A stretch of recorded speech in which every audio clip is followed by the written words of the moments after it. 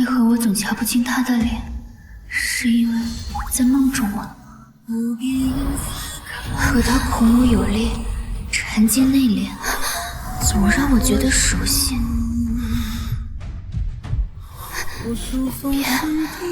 别什么？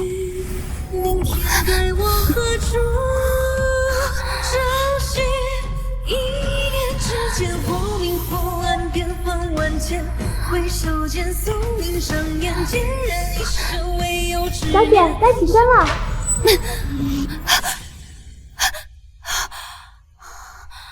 小姐，国公夫人派人来传话，请您一会儿去她院子里，奴婢服侍您起身吧。不用，你在外面守着就行。自半年前落水后，便净做这种梦。我这是病了吗？还是需要男人了？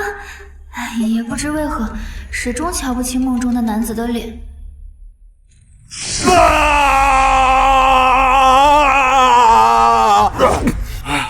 身为户部侍郎，贪污赈灾银两，害死灾民无数，你可知罪？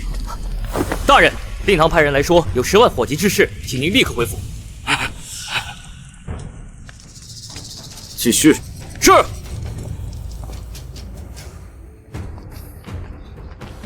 母亲有何急事？此画中女子与何案件有关？你别总暗子的，这是林尚书的女儿，温柔贤惠，你可去见一见。这就是母亲说的10万火急。这怎么不10万火急？你都25了。都出去。走。母亲，儿子无心婚娶。哼，你真不会如外面传言的那样喜欢男子。是何人在母亲面前乱叫舌根的？你最好不是。夫人，婉儿小姐到了，传她进来吧。是。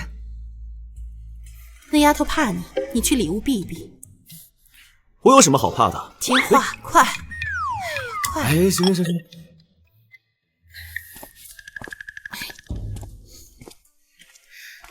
婉儿给魏姨请安。这声音。不要了，我好累啊！怎么那么像梦中那女子？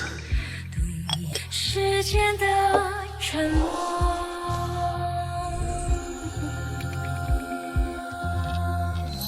谁忘了长夜路坎坷，留一段。婉儿，一眨眼，你已经到了及笄之年。你爹娘在天有灵，定然欣慰。婉儿能顺遂无忧的长大，全仰仗魏姨的养育。我与你娘亲是手帕交，她的女儿就是我的女儿。好在呀，我总算是没有辜负她的托付。魏姨对婉儿自是极好的。现如今你已经到了婚嫁之年，我这心里啊，纵是有万般不舍，但也不能耽误你的人生大事。你跟姨母说说，你对未来夫婿可有什么想法？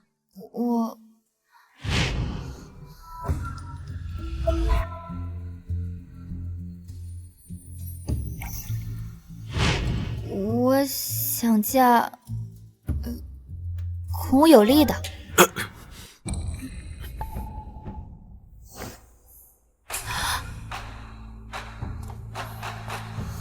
世子，你怎么在这儿？你突然跑出来干什么？吓着婉儿了。我瞧婉儿妹妹年纪尚小，现在谈婚论嫁，是不是为时过早了一些？难不成学你一般，都过了25了还不娶妻？你别听他胡说，咱们啊也不是马上嫁，先慢慢挑，挑到喜欢的，我们再谈婚论嫁。全听魏姨的。还是我们婉儿温柔乖巧。那是自然，这些年儿子忙于公务，还要多谢婉儿妹妹替我照料母亲。世子，您言重了。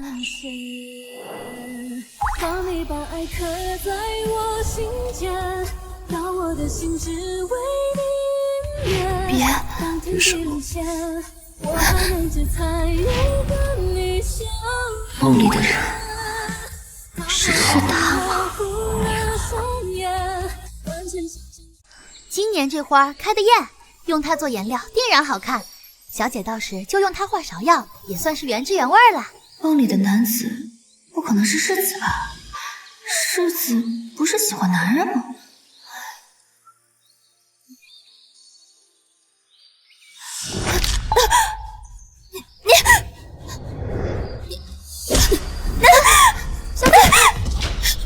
呀，是织婉啊，怎么跟个乞丐一样在地上捡垃圾啊？啊，我差点忘了，你这10年以来死皮赖脸的住在国公府，可不就是乞丐吗？二小姐，你也太过分了，你就不怕我们告诉国公夫人吗？狗奴才，就你还敢拿伯母来压我！不想被说乞丐的话，就滚回你的扬州老家去。从前我处处忍让，只是不愿叫魏一难做，但如今我已准备议亲，实在没必要再忍受这个蠢货。陆心，我从未得罪过你，你为什么一而再再而三地针对我？我就是看不惯你这副讨好伯母的贱样，像你这种克死父母的人，就该被我踩在脚下。住口！不准你提我爹娘！你要干什么？我可是国公府2房嫡出的小姐，你要是敢伤我，伯母是不会放过你的。好啊，那我们就去找魏姨评评理，让整个国公府都听一听你这些年对我做过的恶事。你敢吗？吵什么？阿兄，救我！阿兄，救我！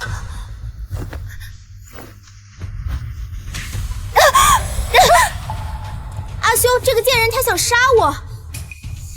世子怎么会在这里？不知道他看见了多少。原以为是个胆小柔弱的小姑娘，没想到竟还有如此彪悍的一面。吵吵闹闹、冒冒失失，你平时的家教礼仪都白学了是吗？阿兄，我说他想杀我，你没听见吗？我只看到你推倒了织婉妹妹。他是装的，你这个贱人，你别装！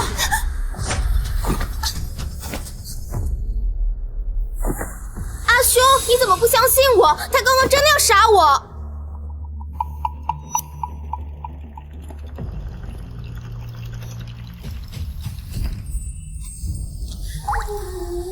起得来吗？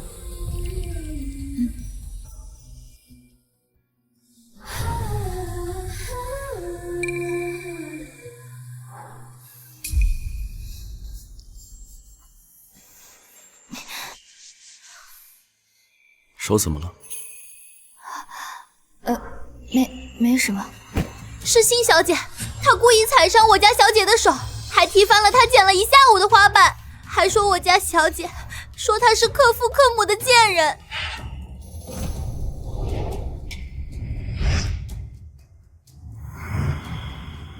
陆心，道歉。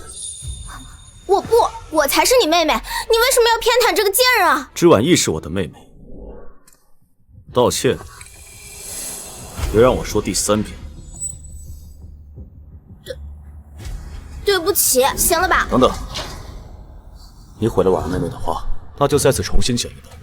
莫要偷奸耍滑，我会让人看着你。外头传言都说他掌管大理寺，心狠手辣，是个煞神。如今看来，似乎并没有那么可怕。走吧，我送你回去。你这手也需要找个府医来瞧瞧。谢谢世子。你起来吧。织婉这个贱人，为什么阿兄和伯母都偏袒他？总有一天，我一定会让你身败名裂，踩在我脚下。哼！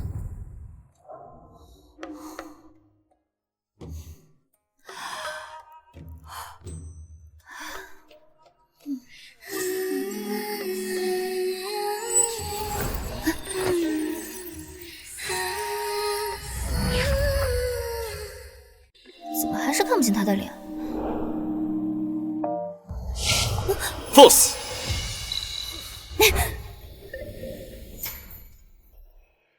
怎么是你啊？我本来手就受伤了，你还那么用力捏我。手怎么了？我看看。怎么他的手也受伤了？对不起啊。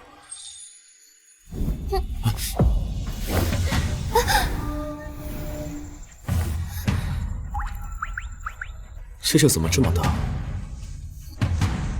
姑奶奶就是这个脾气，你要是受不了，你可以走。姑奶奶，年纪应该不大吧？应该？难道她也瞧不起我的脸？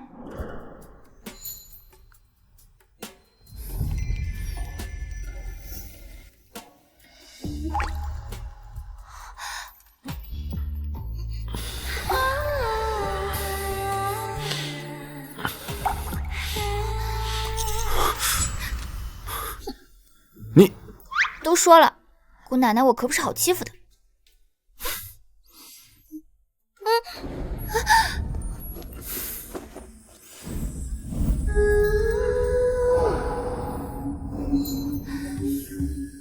是我偏要欺负的。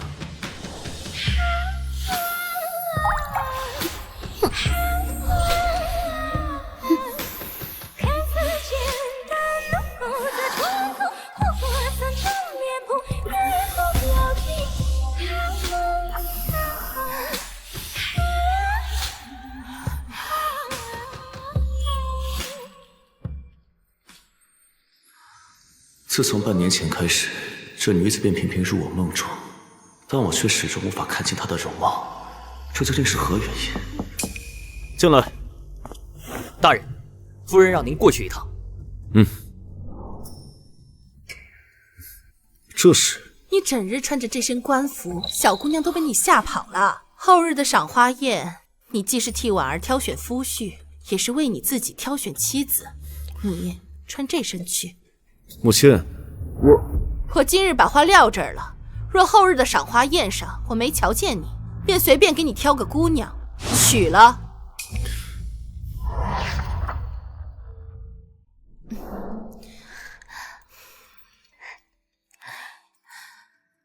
今日宴会上来了不少青年才俊，婉儿你可要仔细瞧瞧，若是有相中的，就与姨母说。去玩吧。好。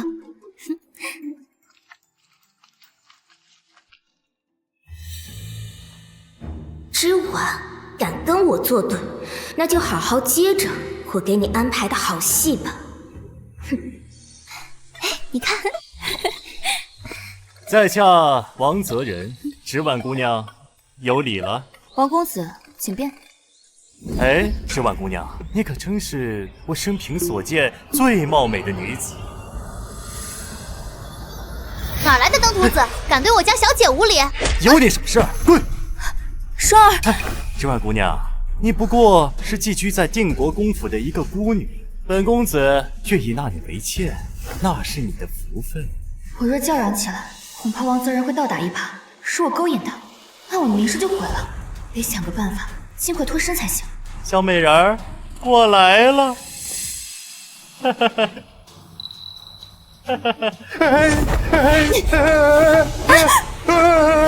双儿，动手！下去吧你！哎呦！救命啊！我不会浮水啊！别浪就好了，浮什么水？走。别走！别走！救我！小姐，你衣服被扯开了。哎，小姐，那边有假山，您先去躲一躲，奴婢去给您取更换的衣物。好。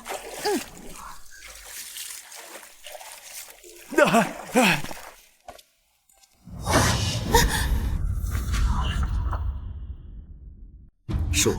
狮子就在前面了。我跟你们说啊，我家荷花开得可漂亮了。陆仙，来人了！王公子，你怎么在水里啊？怎么掉水里了？呀，快来人啊！掉水里了，快找人啊！王泽仁是陆仙找来害我的。浑身都湿透了，这也太丢人了！怎么回事？好端端的，还掉水里了。刚才让你从这小池塘边走过去，被他们看到，恐怕你有口莫辩。是你情急之下将婉儿妹妹拉进此处避一避。狮子都瞧见了什么？我都瞧见了。我瞧见坏人可恶，我二妹被欺瞒，无需我出手，便已经让这恶人自食了恶果。世子不觉得我心狠手辣，不够贤良淑德？遇到坏人有自保的手段，并非是什么坏事。但我更希望你记住，你还有我这个兄长在。以后遇到危险，可以求助于我。我之前不该听信谣传，觉得他可怕。他明明这么温柔。仔细看来，面容也貌比潘安。沉迷在你清澈的眼睛，是途经最难忘的风景，无人可比拟那些往昔灿若繁星。我去找人给你送一件换洗的衣服过来。不必劳烦世子，双儿已经去取了。也好，那我先走了。陆世子，陆世子，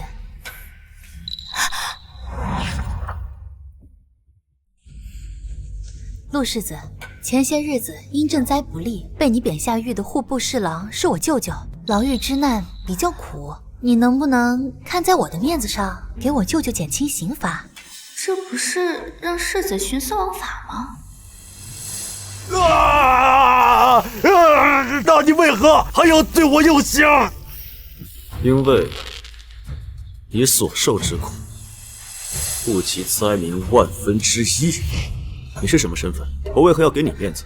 我是工部林尚书的嫡女，名唤雨堂。今日是国公夫人邀请我来与世子您相看。工部尚书的嫡女，我记住你了。我会告诉母亲回来这门亲事。我念你年纪尚小，方才说的话全当没听到。为什么？因为陆家不需要一个自以为是且愚蠢的女主人。你还真是一点不懂怜香惜玉啊！难怪姨母为他的婚事操碎了心，也不知日后哪个可怜的女子会嫁给他。唉，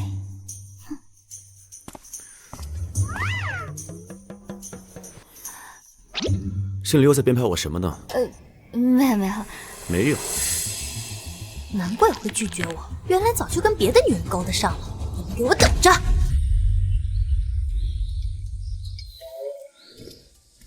母亲，儿子见过母亲。畅儿来了，可曾见过林小姐了？见过了，不过儿子以为此女子并非良配。这是什么话？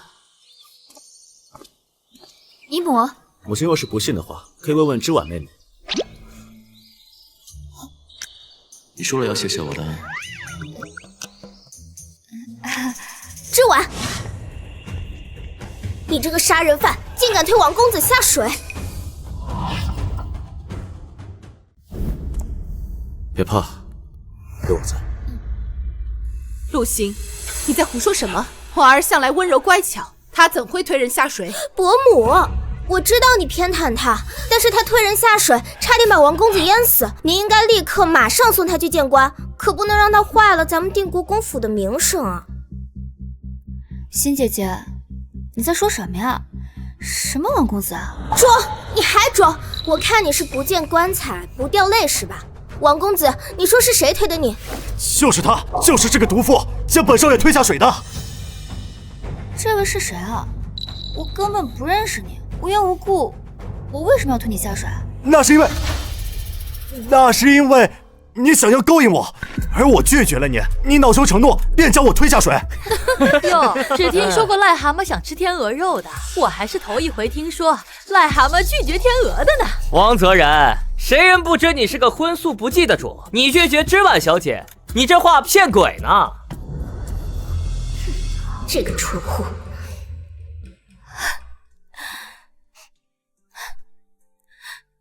欣姐姐，我一直将你当做亲姐妹，你怎么会跟陌生外男一起来质疑我？谁跟你姐妹啊？你这一个无父无母的孤儿，也配跟我称姐妹？难怪母亲对她喜欢的紧，确实很有意思。哟，这是说真话了。看他这嚣张跋扈的样儿，平日里没少欺负人家吧？联合外男当众毁别人的清誉，你当真是恶毒？你们不要被他楚楚可怜的样子给骗了，他根本就不是这样的，他还想杀我呢！我真是越说越荒唐了，污蔑的话张口就来啊！我才没有污蔑呢，我可是有人证的，有人亲眼看见你把他推下水的。林小姐，织婉姑娘，没想到吧？我不仅亲眼看见你将王公子推下水，我还看见你与陆世子，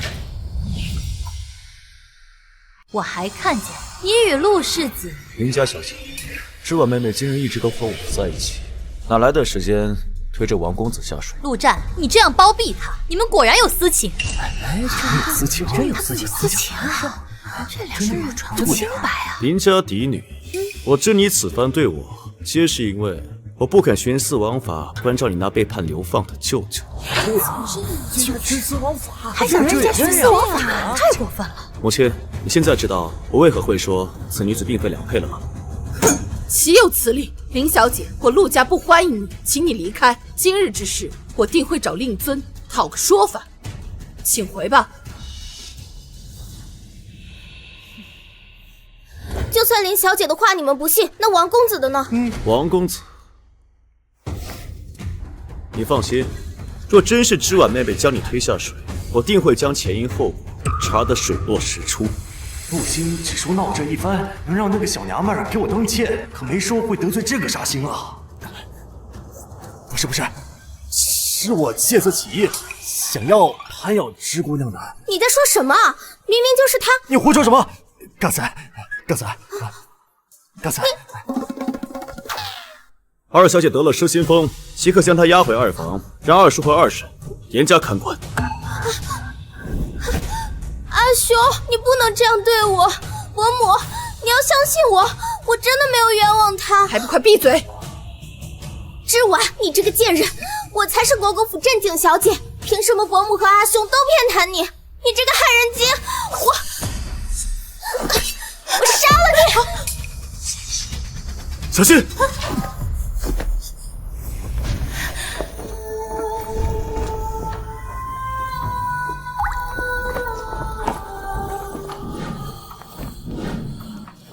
这是他的玉佩。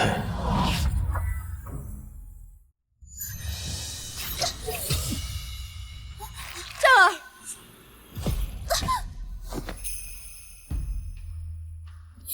没事吧？没事吧？我没事。阿兄，对不起，我不是故意的。光天化日，竟然敢当着我大理寺卿的面行凶！来人，押入大牢，治他一个杀人未遂之罪。伯母，我不想去官府，求求你。战儿，这不至于要送官吧？不如让他跪在祖宗牌位面前，抄家规百遍，禁足1年，断1年月钱。战儿觉得如何？就依母亲的，要下次还敢，严惩不贷。谢谢伯母，谢谢兄长，我再也不敢了。把他带下去。是。诸位，是我管教无方，让大家见笑了。哪里，魏夫人客气。今日之事绝对不会传出去。那我等先告辞了。好，告辞。世子，你的伤一点皮外伤，无碍。他皮糙肉厚的，别担心。可惜这好好的宴会被陆星搅和了。你悄悄告诉魏姨，可有相中的？仔细看来，面容也貌比潘安。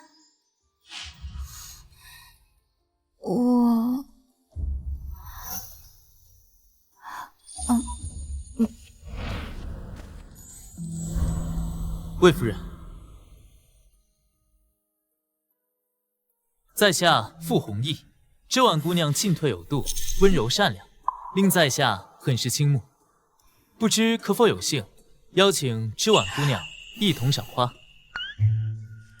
原来是宣平侯府的世子，当真是一表人才，谦谦君子。去吧。你们年轻人说说话。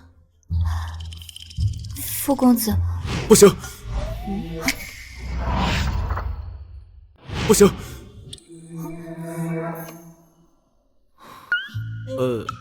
我是说，知婉妹妹身子本就弱，方才又受了惊吓，应当等府医过来瞧瞧才是。是在下考虑不周，对不住知婉姑娘了。晚辈改日再来地拜帖。小侯爷有心了。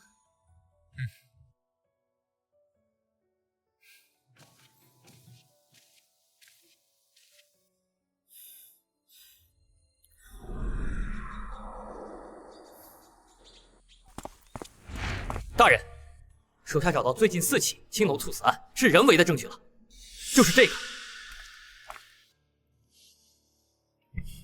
鸳鸯密谱是什么？春宫图。4名死者看似毫无关系，死亡地点也不相同，但死亡现场都有一本鸳鸯密谱。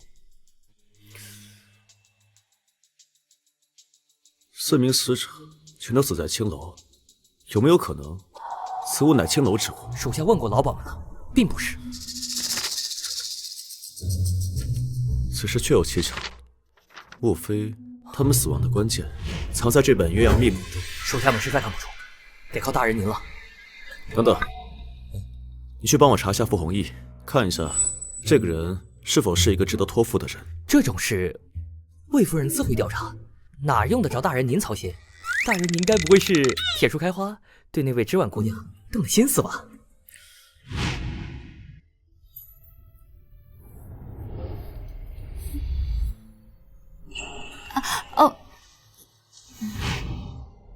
别胡说，知婉是我妹妹，你我经手这么多案件，有多少女子因所托非人而遇害？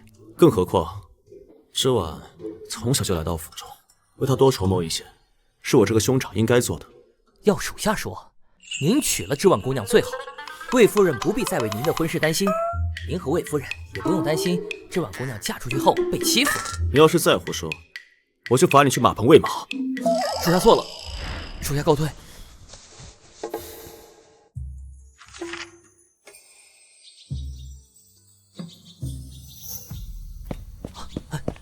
大人，傅弘毅约了知婉小姐去逛街喝茶了。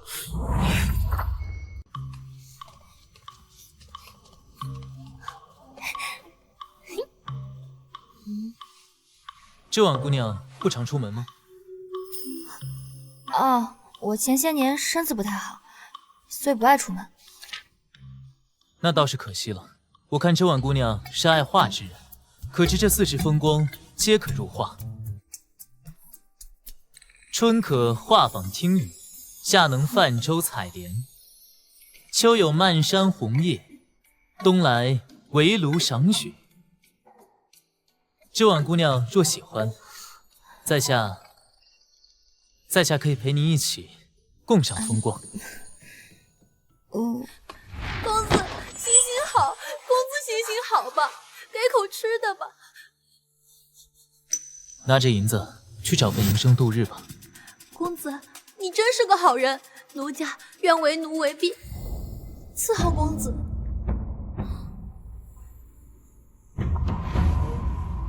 施恩图报，岂乃君子所为？女子生存不易，莫把清白身倾覆于人。拿着银子就走吧。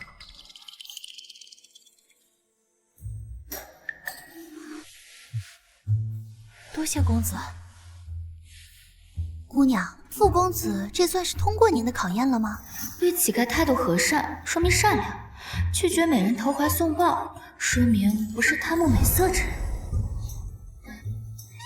暂且给他几个夹头。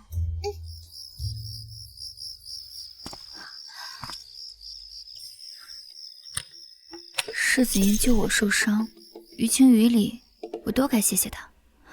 这份宝礼，希望他能喜欢。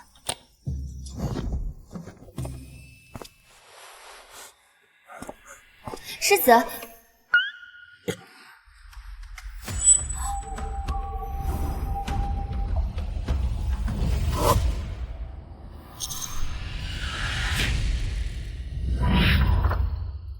世子，我什么都没看到。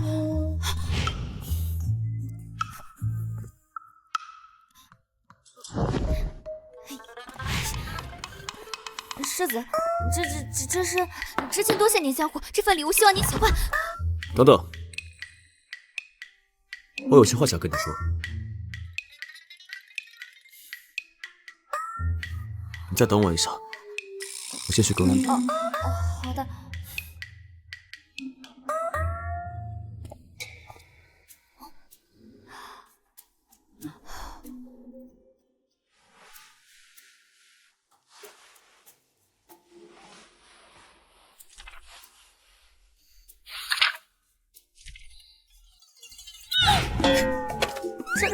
怎么会有这种图册？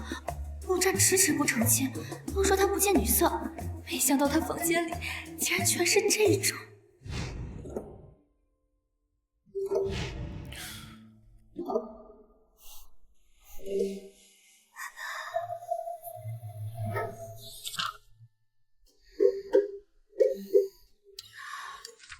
这男女之事竟有这么多花样。久等了。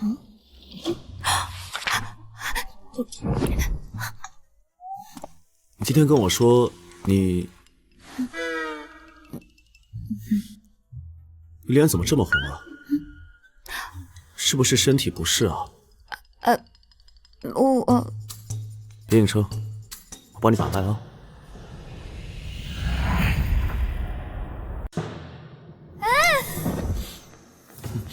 不用，我确实有点不舒服，我先走了。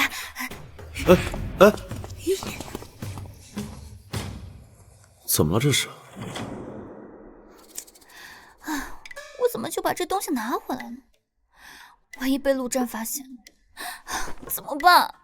哎呀，都怪这个陆战，平时看着一本正经的，怎么私底下看这种书？哎呀，算了，带都带回来了，不敢亏。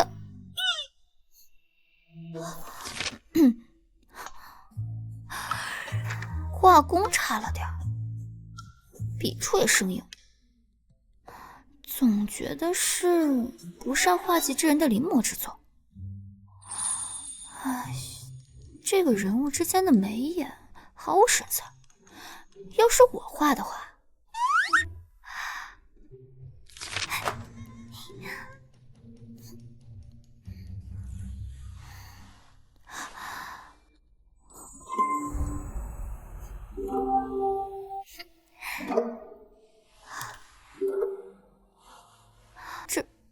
这怎么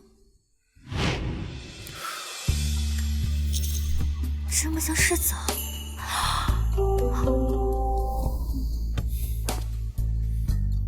想不到你还会作画，我看看。这是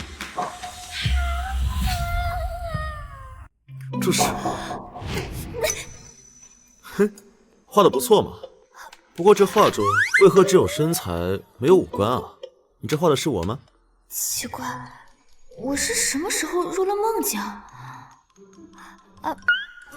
才不是你呢！不是我？难道你还看过别的男子的身体？你不过是我梦里的萧姐，有什么资格来说我？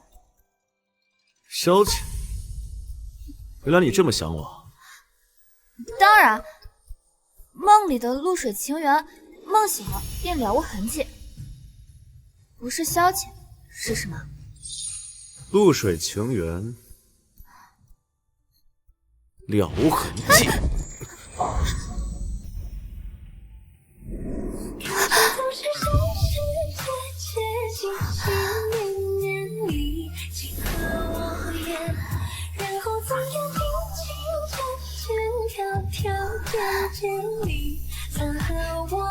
怎么样？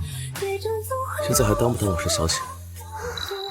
连你长什么样子都不知道，不是萧姐是什么？是。真是好硬的一张嘴啊！我倒要看看到底有多硬。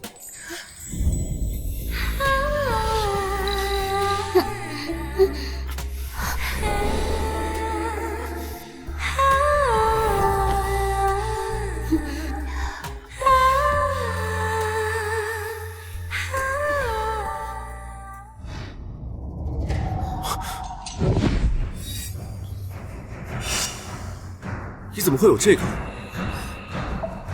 到底是谁？到底是谁？给我！这怎么和安子的证明一模一样？这真的只是梦吗？你为何会有这个？女子，便不能看此物吗？我不是这个意思，我是……你这个登徒子，突然出现在我梦里，和我与你欢好，现在你想起来，说我不知廉耻了。我何时说过这句话了？我不喜欢你了，以后你不准出现在我梦里。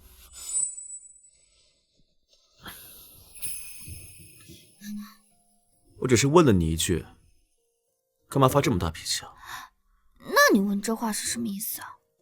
我的意思是说，你这画册和我最近，跟你说这些干什么？不过话说回来，这图册上的内容，想必你都看过了，还要试试？你梦中初见你时一本正经，现在怎么越来越不正经？这怎么能叫不正经呢？子曰：“食色性也，阴阳相合，乃是天道。”再说了，行周公之礼，怎么就有违天道了？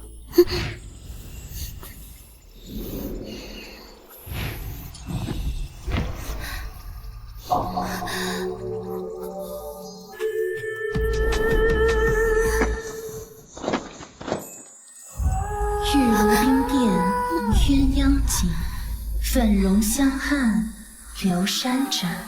柳阴清脉脉，滴鬓蝉钗落。须作一身汗，敬君今日欢。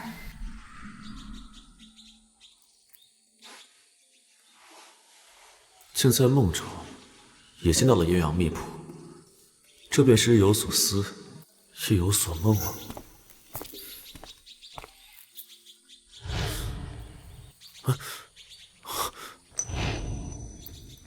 真少了一本，莫非我梦中的场景是真实的，而昨日就只有吃完了。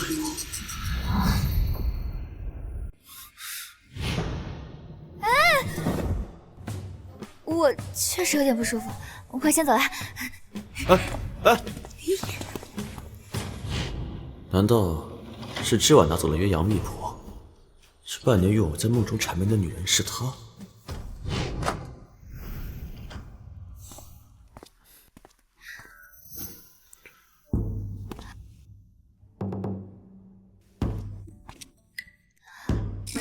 世子，这大清早的，你怎么来了？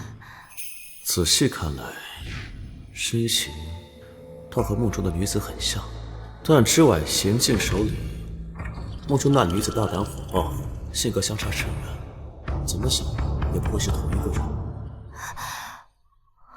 昨日来我书房，可有拿走一本鸳鸯秘谱？他果然发现了这种东西，他竟然好意思上门来要？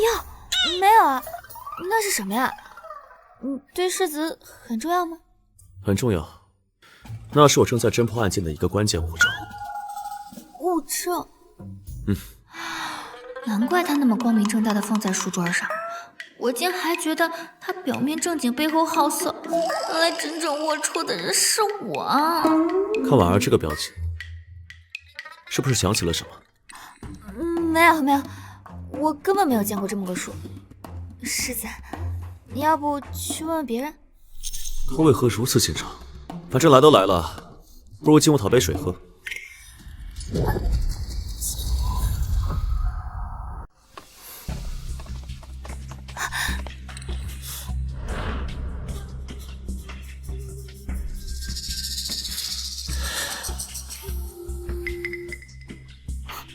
没有，果然是我想多了吗？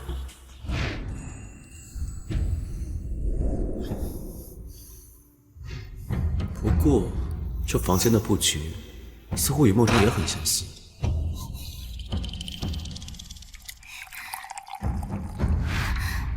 陆世子，请喝茶。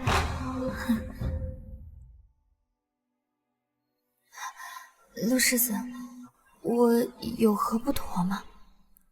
或许真的是我想多了，婉儿妹妹怎么可能是我梦中的女子呢？陆世子，可是这茶水不合您胃口吗？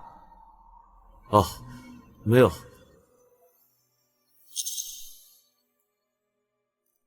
多谢婉儿妹妹，我还有公务要忙，就先不打扰了。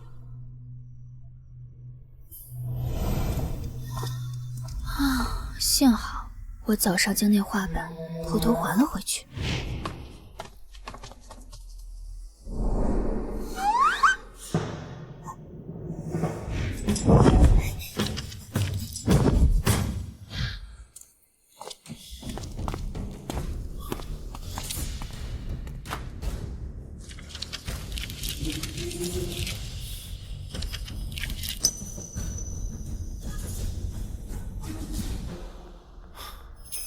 原来不是她，梦里的女子果真只是我虚构出来的，只不过又与我日常接触之物产生了关联幻想。之婉，你这个贱人，你给我滚出来！二小姐，你要干什么？陆欣，你不是在被罚过祠堂吗？你个贱人！你竟敢泼我！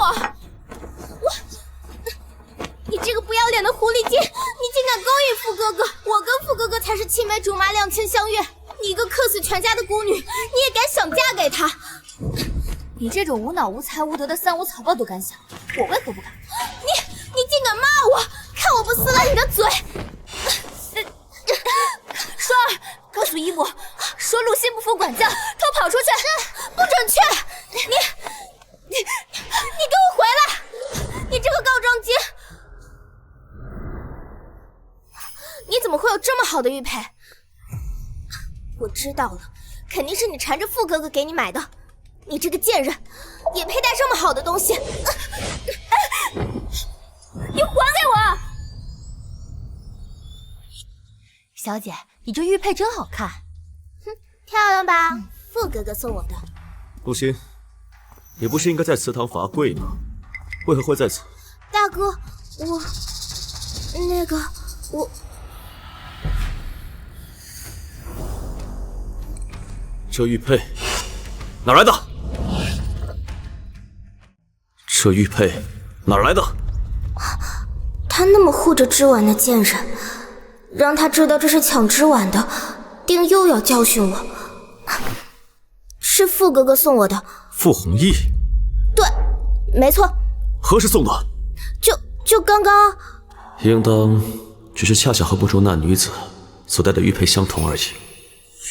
大哥怎么不说话？是不是发现我撒谎了？不对，玉佩是定情之物，傅弘毅怎么会送给陆欣玉佩？他明明昨日刚邀请之婉同游，难道……大哥，其实这玉佩……你可知，他一边送你玉佩，一边想要求娶之婉，他这分明是想享其人之福。啊！这种男人并非良配，玉佩给我，我替你还给他。不行，一还玉佩我就露馅了。世子爷，夫人请你到前厅会客。大哥，你先忙去吧，我回去归祠堂了。我也就不绕弯子了。不瞒夫人，我儿那日在宴会上对芷婉姑娘一见倾心，今日一见，原是这般水灵标致的人，我瞧着也喜欢得紧。婉儿随她娘，天生丽质，性格又温柔乖巧。她虽不是我所出，但我也早将她作为我的亲生闺女一般。明白。芷婉姑娘进了门，我们定当如珠如宝的待她，绝不会让她吃一点苦头。我尊重婉儿的意见。那太好了，我算过了，本月18是吉日，刚好可以纳芷婉姑娘为侧室。刚好可以纳芷婉姑娘为侧室。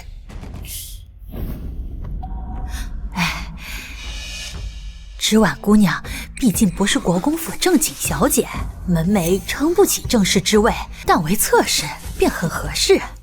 您放心，聘礼我们比照正妻之位给。你当我国公府是什么地方？不长狗眼的东西，竟然跑到这儿来狗吠！你打我？那是你讨打。你明知道母亲将织婉妹妹视如己出，还敢说这样恶心的话糟践她。织婉姑娘，我不知道，我没有想让你当侧室啊。小侯爷家世好，织婉高攀不起。母亲，你怎么乱说？我说我要迎娶织婉姑娘。她一介孤女，如何配当宣平侯府未来主母？她姓织，不姓陆，当个侧室已经是她高攀了。母亲，我们陆家不欢迎你，给我滚！装什么装啊？嘴上说着视如己出，怎么不把她收为养女？养女好歹要上族谱，算是半个正经主子。她什么都不是。你来人呐，打出去！滚！给我滚！母亲，这薛平侯夫人说话虽难听，但勋贵娶亲多讲究的是门当户对，有些嘴上不说，但心里也大都是这么想的。那你的意思？依儿子以为，不如直接举办一场宴会，收织婉妹妹为养女。收织婉妹妹为养女，有了国公府正经小姐的身份，以后在谈婚论嫁的时候，大家便不可多言了。多谢世子。其实我刚进府时，便听魏姨提过，但我不愿。为何？成为陆家养女，便得改姓。但我父母早亡，织家就只剩我一人。我虽为女儿身，但也不愿忘本，一想要为织家光耀门楣。没想到他看着柔弱，内心竟清醒又坚韧。婉儿孝顺，只是不该平白让那样子的人羞辱你。没事的，魏姨，经此一事，我也看清了。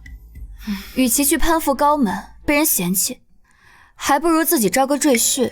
你招赘？对呀，我怎么没有想到，招个赘婿，等你将来有了孩子，便随你姓，这样织家的血统就可以传承下去，你也不用看公婆的脸色。你既有了招赘的打算，那我们便要行动起来。这些年你爹娘留给你的良田铺面都是由我在打理，从此刻起，你就要跟着姨母好好学了。娘，您为什么要这么做？傅弘毅，我是你母亲，有你这么跟我说话的吗？对，您是我的母亲，所以任何事情都可以罔顾我的意愿。她一个孤女，我们傅家愿意纳她为妾，就是抬举她了。谁知道那魏氏拎不清，将一个孤女看得那么重。您那不是抬举她，是折辱她。今日之事，国公府一定会狠狠记上一笔。我傅家最好是别行差踏错，否则就等着被覆灭吧。停车！哼！逆子！夫人别气，别因此事伤了母子感情。你听听他说的什么话？他为了一个女人，恨上我了。公子情窦初开，正是钟情于织婉姑娘，确实容易钻牛角尖，但这得不到的才是最好，得到了往往会发现，也不过如此。你说的没错，他不就是想要织婉吗？我只要能让他得到就好了。宣平侯府傅弘毅前来道歉，麻烦通传一声。世子爷已经吩咐过了，宣平侯府的人禁止入内。公子，您还是自己走吧，别难为我们。我不进去，您帮我给织婉小姐带个信可好？小姐，听说她这几天日日登门，我瞧着她对您倒是有几分真情。也许吧，可惜友情真的不能饮水饱。她有那样一个娘，我和她注定是不可能的。哦，知婉小姐，那日之事并非我本意，我一定会说服母亲，以正妻之位迎娶你的。再给我一次机会，好不好？小侯爷，你很好，但是我们不可能了，请别再来了。陆战，你凭什么拦我？凭知婉是我妹妹。谁不知道你陆大人冷心冷面，对自己亲堂妹都冷淡得很，怎么突然对一个无缘无故的妹妹如此上心了？你什么意思？陆大人当真没有私心吗？你看知婉的眼神可不对，怎么被我说中了？在我真正动手之前，滚！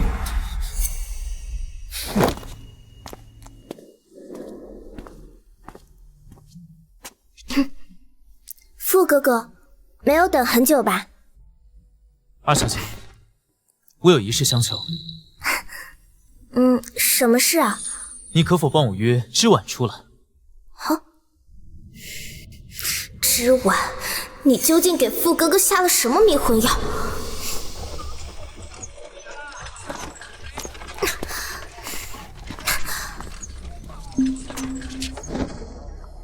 二小姐，你这是要去哪儿？我捎你一段。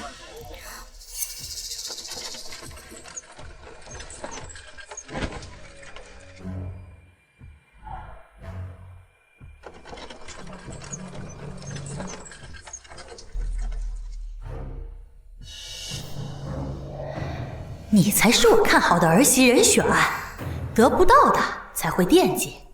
只要让知婉失身给傅弘毅，他就只能入府为妾。届时你为正室，他还不是任由你处置？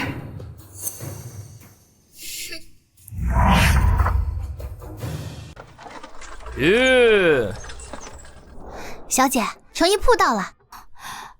好，你先把这些账册报回去，我还有2页，马上就看完了。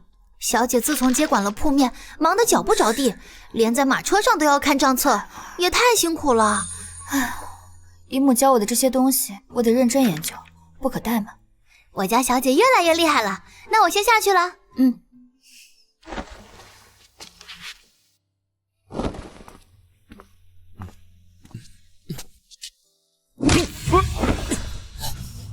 呀！小姐，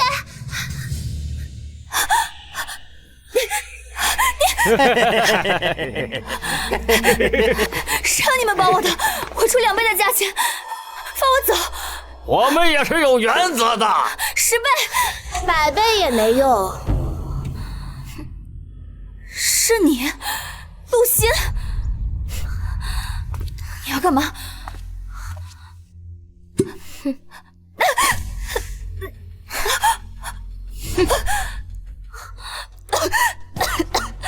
知婉，这次你死定了。1个时辰后，我会让你衣衫不整的出现在最热闹的大街上，我会让所有人都知道你被糟蹋了。哼！上！小姐就是在这里被绑匪劫走的。你先回去等着，此事莫要声张。世子，请您一定要安全的把小姐带回来。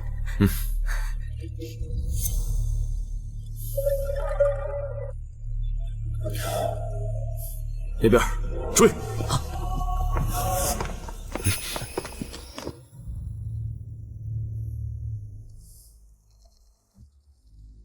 是婉儿留下的，方向没错，追！大理寺四卿，陆战是我兄长，你们若敢动我，你们死定了！你们别听他胡说，这个女人姓知，是个无父无母的孤女，跟陆家半毛钱关系都没有。第一个动手的，我给她加100两。小美人，这就完了，来给我，我来。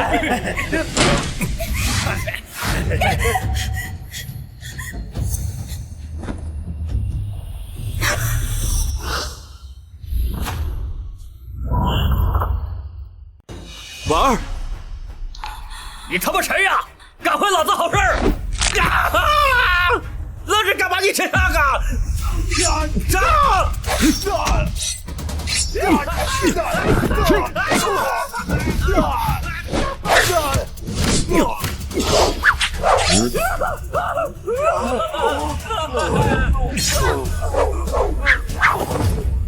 全都押回大理寺，别让他们过得太舒服。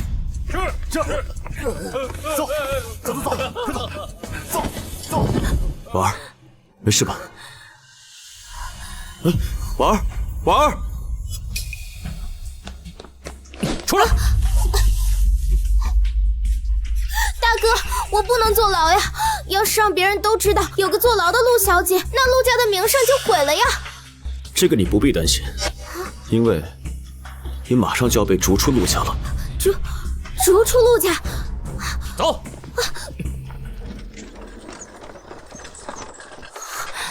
好热，好不舒服。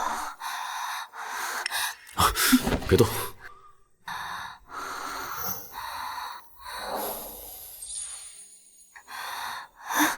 是你啊！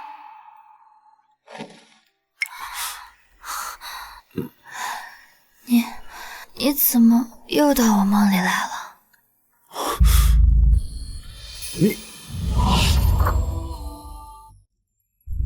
你怎么又到我的梦里来了？你说什么？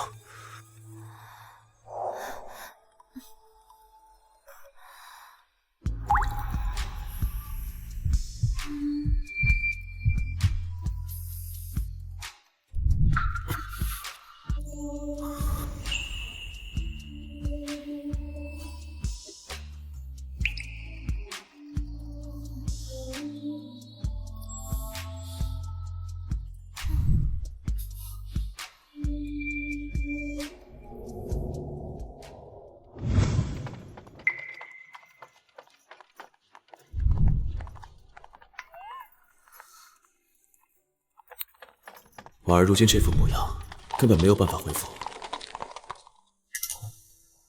启禀大人，国公府到了。不回国公府，去京郊笔院，再找一个大夫过来。是。还有，差人去通知双儿，就说他们家小姐找到了，让她不要声张。是。走。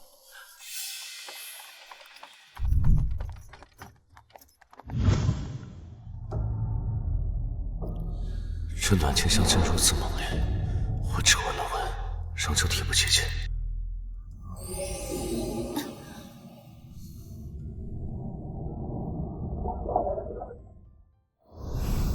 我的手帕！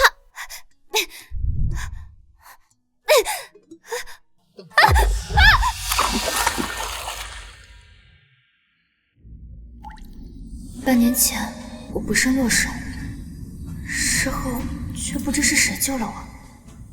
我也是自从那次落水后，才开始做这样的梦。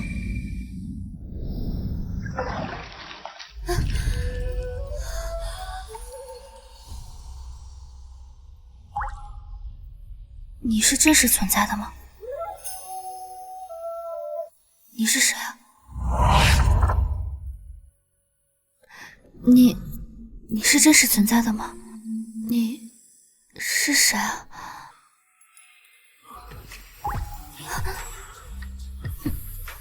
好几日未曾入梦，今日在我最需要的时候，他刚好就出现了。他完全契合我的审美，一点瑕疵都没有。我怎会觉得他是真实存在的人呢？他今日怎的这般强势着急，我都喘不过气来了。是我幻想出的人更好，如此便可彻底沉沦。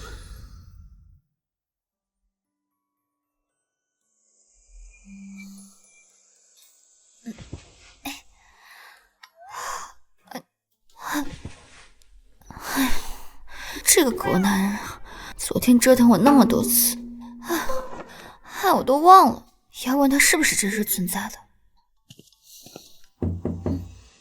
进来吧。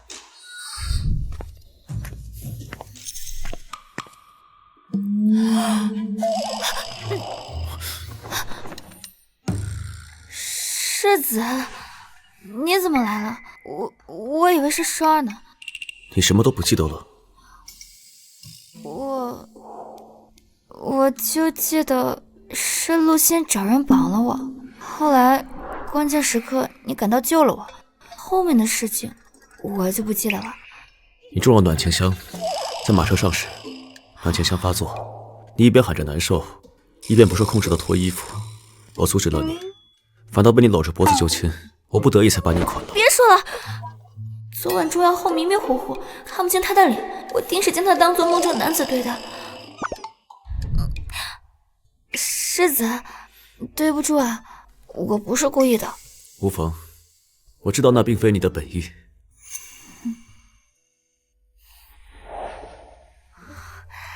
世子，那我昨晚有没有说一些奇怪的话？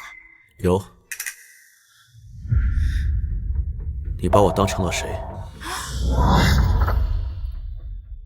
你把我当成了谁？我为什么这么问？我昨晚到底说了什么？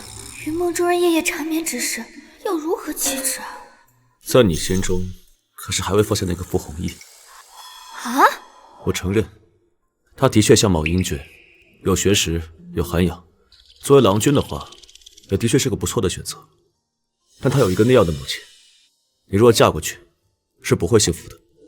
既然他以为我将他当成了傅红毅，那我顺水推舟，敷衍过去也好。好吧，那我尽快把他忘了吧。他若还有心思，难保再被那傅家小子哄得动了心。我必须断了他的心思。你可知昨日之事，虽是陆欣主导，但傅红毅的母亲也有参与。啊？那暖情香就是他给陆欣的，他以傅红毅正妻的位置作为引诱，让陆欣给你下药，毁你清白。届时就算傅红毅再喜欢你，你最多也只能是个妾室。好个宣平侯夫人，真是打的一个好算的。你放心，但凡伤害过你的人，我绝对不会放过他们。但她毕竟是宣平侯夫人，我也没事。世子已经救了我数次，不必为我得罪他。好了，这个你不必担心。我乃大理寺卿，在我这里没有王侯不依，只有是非黑白。多谢世子。休息好了，去收拾东西，我送你回府。双儿应该等急了。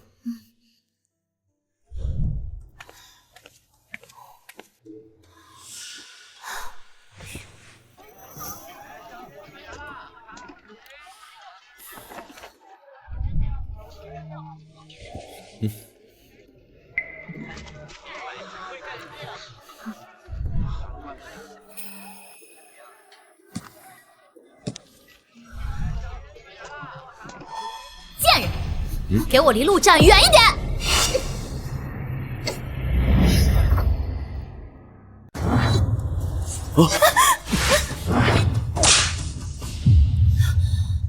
这鞭子若抽到我身上，没事吧？没事。陆战，这女人到底是谁？你这么护着她？当街抽人，这就是高阳王府教你的规矩是吗？别以为黄伯伯器重你，你就敢不把我放在眼里？你信不信我去黄伯伯面前告你一状？尽管去。不过，高阳郡主仗持身份，在定国公府门前欺凌弱小一事，我也定会向圣上禀报。这不是也没伤到人吗？再说了，本来就是你的错，谁让你背着我跟其他女人拉拉扯扯的？没伤到人，方才若不是我及时出手，反而就要皮开肉绽了。你身为郡主，不恪守规训，随意追逐男子，成何体统？谁规定只有男子能追逐女子，女子却不能追逐男子？那都是些古板迂腐之人想的，我才不管这个。反正我就是心仪你。这高阳郡主为何讲得如此严实？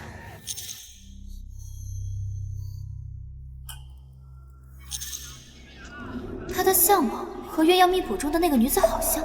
陆战说过，那本书是案件的证物，难道高阳和案件有关？我得告诉陆战。本官说过很多次了，本官对你无意，此生绝对不会娶你。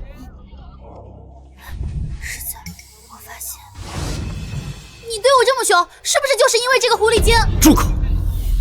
你我之事不要牵扯到其他人。我说错了吗？哪个好人家的姑娘是长她这副模样的？浑身上下散发着一股勾引人的气息，我今天就要抽烂她的脸！小心！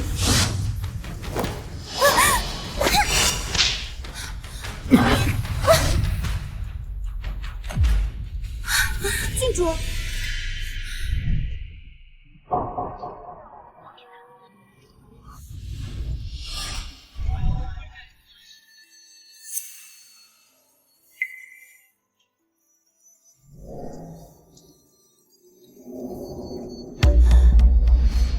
我记得魏姨说过，陆战的表字是文渊。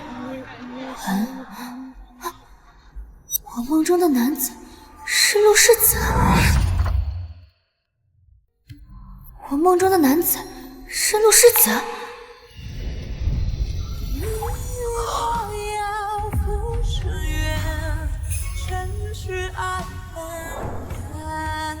别。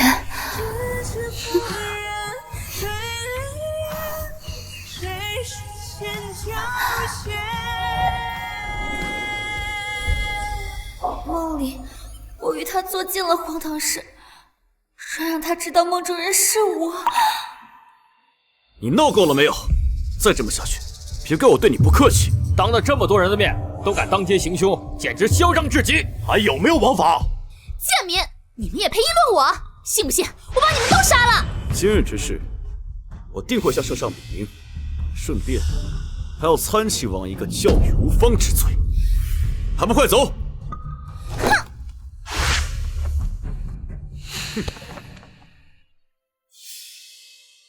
没事了，我们回府。回府。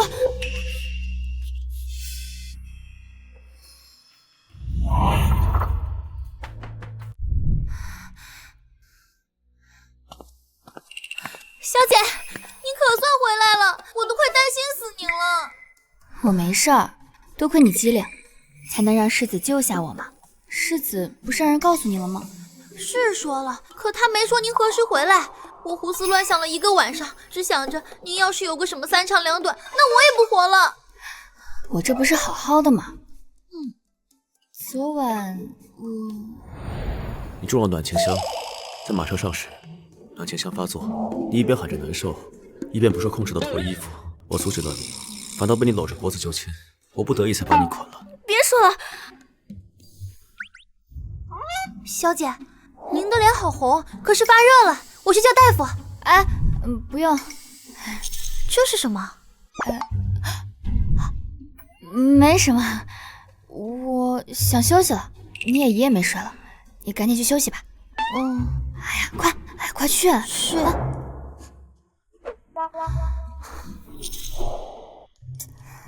不行，我不能睡，睡着了会入梦。如今我知道那个男子是世子了，我无法再面对他了。今晚通宵画画，不睡。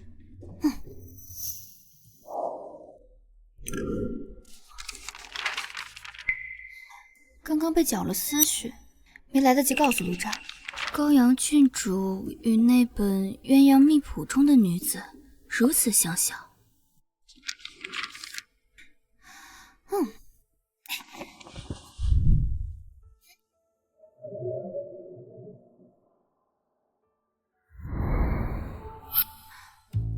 我怎么又睡着了？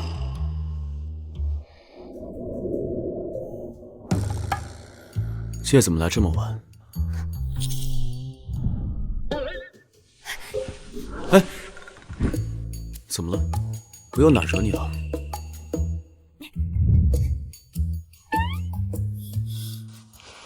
我马上就要嫁人了，我们以后不要在梦里相见了。嫁人？你竟是真实存在之人。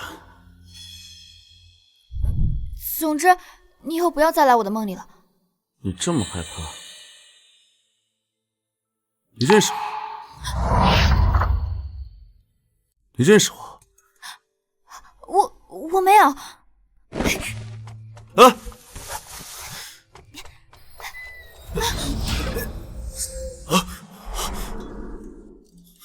他说他要嫁人，难道他竟是真实存在的人？我怎么还是睡着了？我记得我是半年前突然开始梦见他的。凡事必有因，半年前到底发生过什么不寻常之事呢？小姐，您醒了，奴婢伺候您洗漱吧。你放这儿吧，我等会儿洗。是。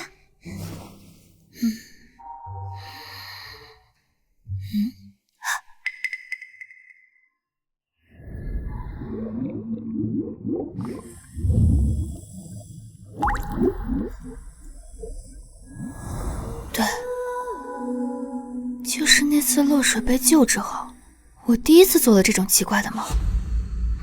如果救我之人是世子，那一切就都说得通了。不管怎样，我已经说了不想再与他相见，希望这荒唐的梦可以就此结束吧。小姐，老夫人让您过去一趟。娘，这件事情您一定要为心儿做主啊！见过老夫人，见过二夫人。这些年，老身还真是小瞧了你，竟然哄得战儿为了你罔顾兄妹亲情。老身今日便替你早死的父母好好管教管教你。来人，家法伺候。老夫人明鉴，世子公正耿直，岂是我能牵动的？陆心触犯法律，咎由自取，与我无关。你竟然敢诬陷我女儿！我要砸死你个小贱人！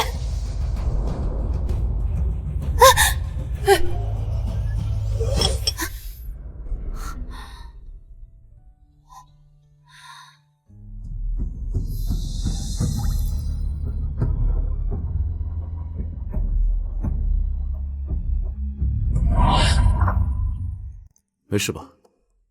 他一次次的唬我，究竟是拿我当妹妹，还是……看来二叔母已经去狱中见过陆心了，是他告诉你，是婉儿害他入的狱，对吗？娘，您看战儿就护着这个小狐狸精。战儿，心儿毕竟是你妹妹，你怎么能为了一个外人？婉儿并非外人，她也是我的妹妹。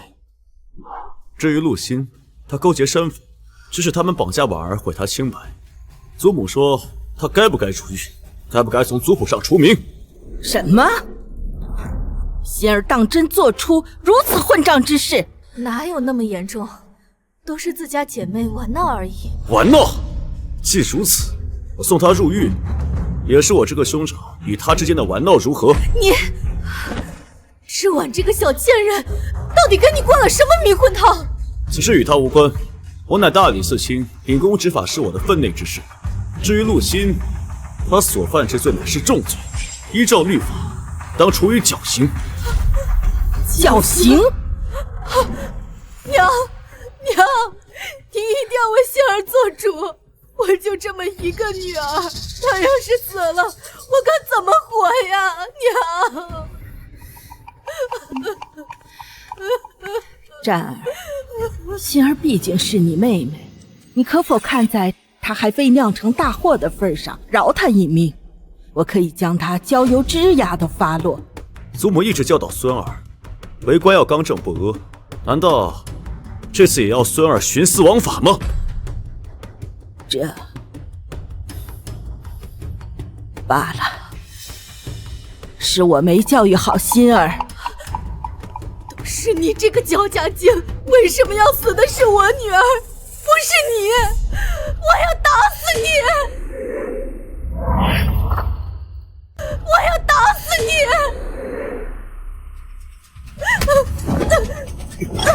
够了，二叔母莫要再胡闹，否则就别怪我公开陆心所犯之罪，让国公府因他而蒙羞。都是你惯的，还不快走！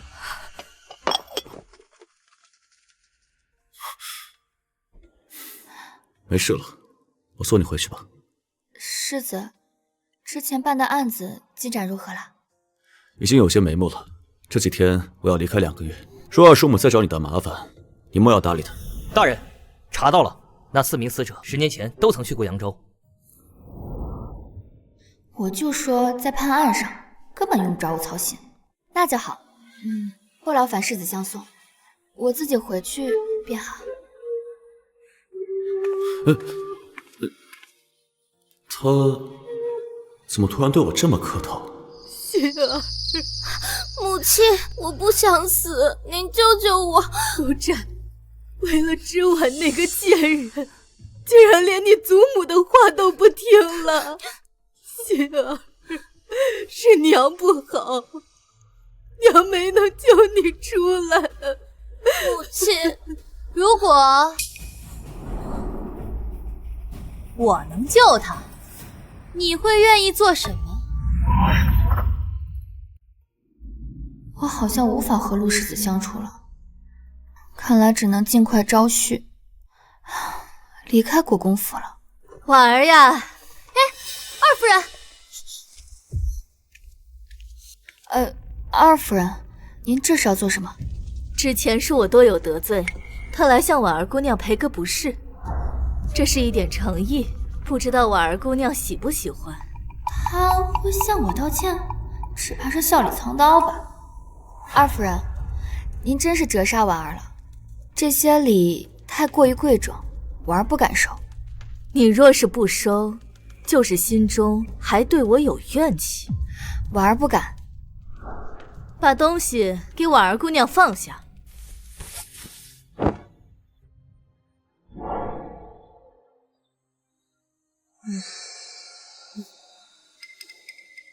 我们走。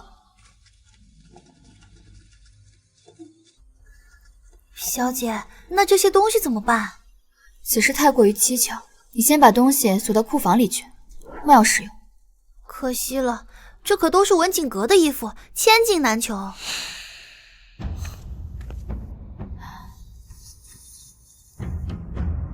文景阁？对啊，文景阁都会在衣服上绣个文字。原来如此，原来腰带上的纹是文景阁，而非世子名讳。我真是胡思乱想了，梦中那男子那般孟浪，怎么可能是世子？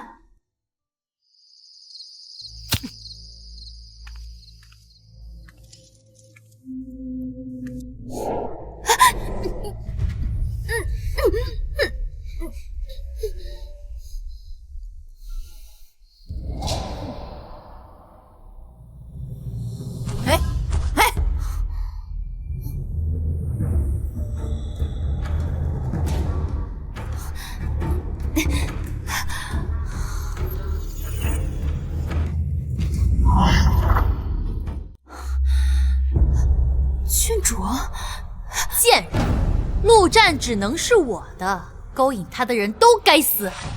郡主，您误会了，我跟世子毫无关系，我可以对天发誓。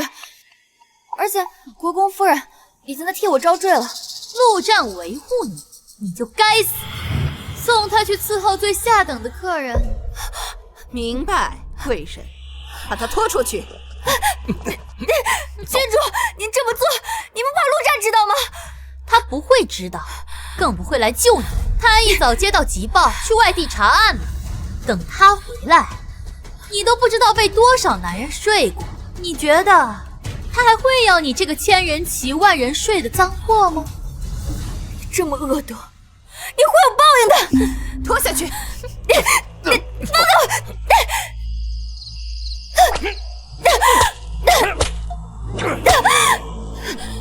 这硬骨头我可见得多了，最后还不是服服帖帖的？你到底接不接客？不接。我这可是特制的软鞭，打人非常疼，却不伤皮肉。你这个好货色，要是伤了皮肉，可就卖不上好价钱了。不能坐以待毙，我得想办法自救。继续给我抽！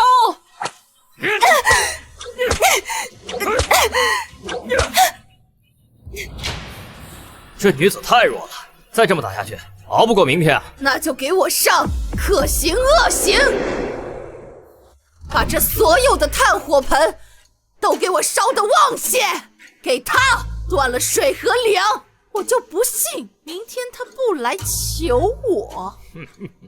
是。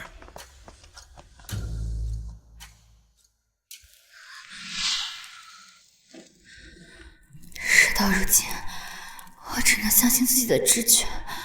赌梦中那男子是真实存在之人。深呼吸，放松。我必须快点睡着，睡着才能去找他求救。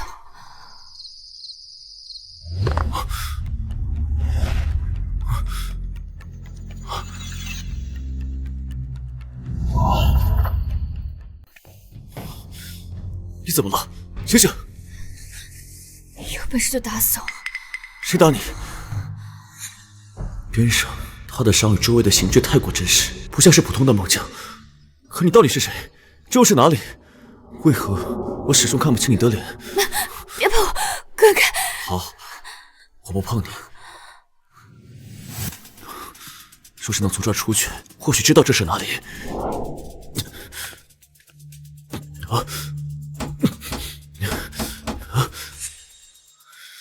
看来在梦里没有办法强行我们。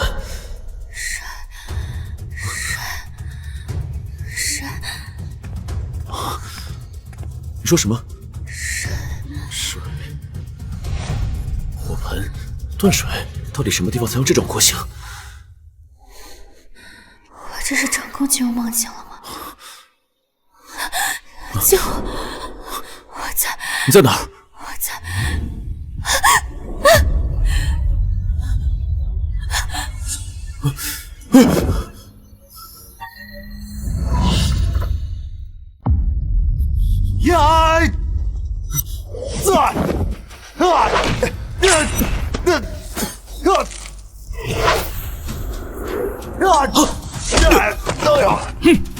该死的，哪来那么多刺客？看来我们的方向是对的，凶手齐了。然而是。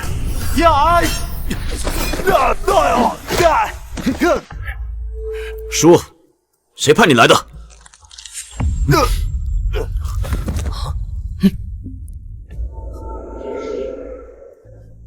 竟都是死事，什么都没问出来。不，已经问出来了。能养得起这么多死士，定是王公贵族。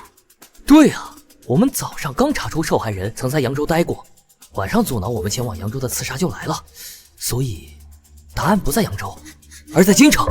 进步很大，立刻回京，帮我安排辆马车，我要睡一觉，别打扰我。什么？还不快去！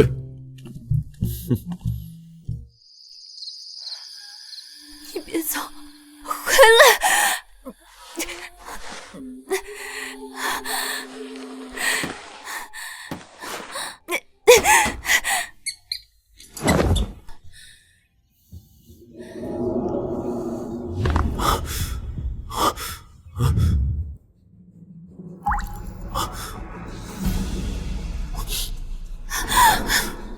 别怕，我在呢。别怕，我在呢。这里是什么地方？我在。别着急，慢慢说。哎呀，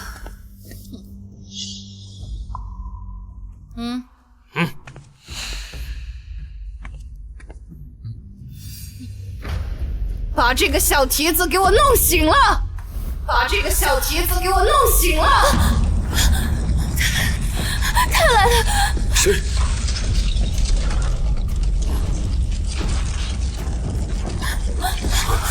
我被卖到了青楼，快救我！青楼？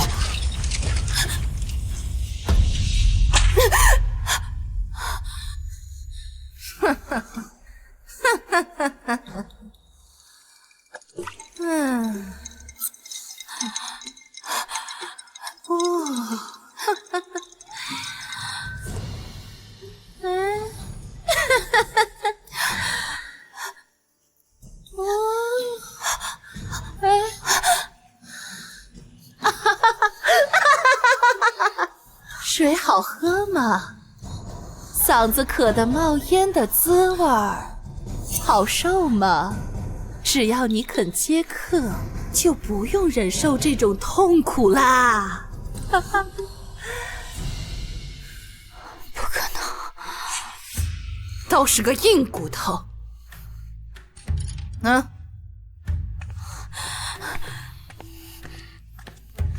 我告诉你，我是专门驯服硬骨头的。把炭火给我靠近点儿，我就不信你能熬过今晚。是。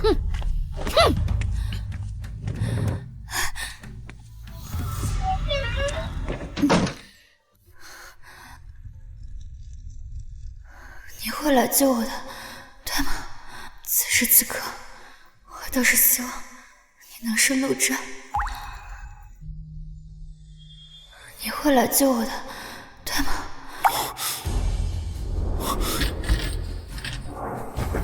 去星楼。你不是在睡觉吗？梦见线索了？去哪家青楼？4个案子在不同的青楼啊。飞鸽传书，排查京城所有青楼。我们走，快点！这，我呢？我也乘那飞鸽回去啊！真的服了。哎，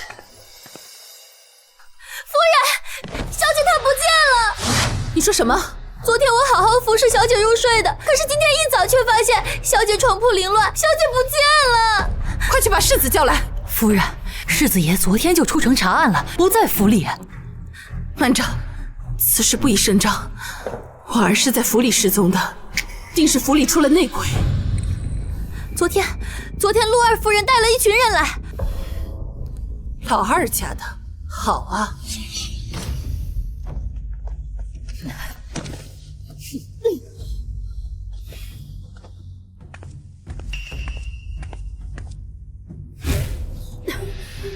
说，我儿在哪？我女儿的人生已经被你们毁了，当然要拉着织婉那个贱人陪葬了。也值了。你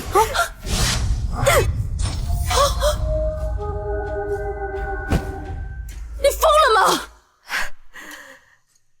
你不如想想，我死在你屋里，该怎么解释吧。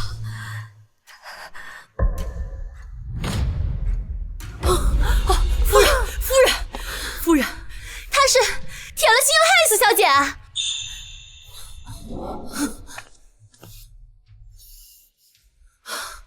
还有气，双儿，快叫府医来。是。我去搜他的房间。方嬷嬷，你去逼问陆欣。是。别慌，我儿一定不会有事的。贵人您看，如今他人虽然醒着，但是却能任由摆布。还是你有本事，就是要让他清醒的感觉到自己被糟蹋。来人，把他带下去，给他梳洗打扮，准备接客。是。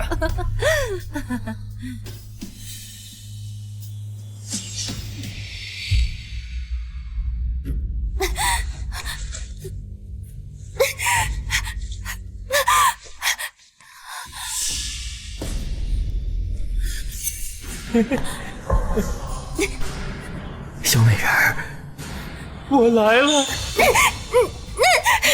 我来了。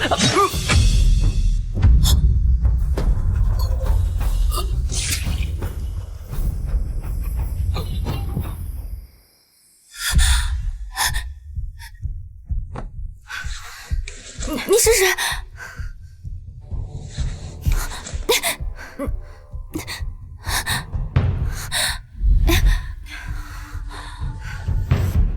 跟我走。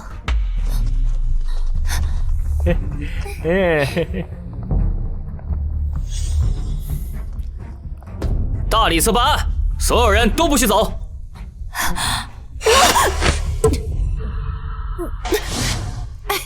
哎呀，宽爷，今天是什么情况呀？啊！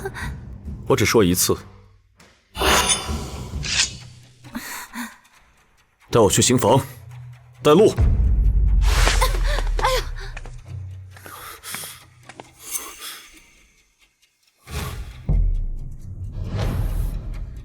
人呢？去了。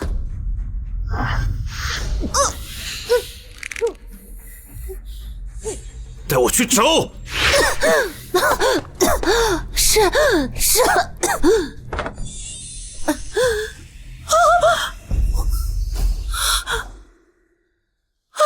么出人命了？出人命了！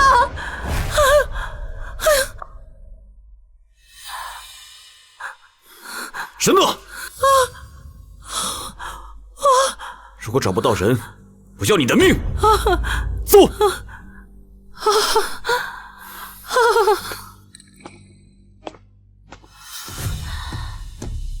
陆震，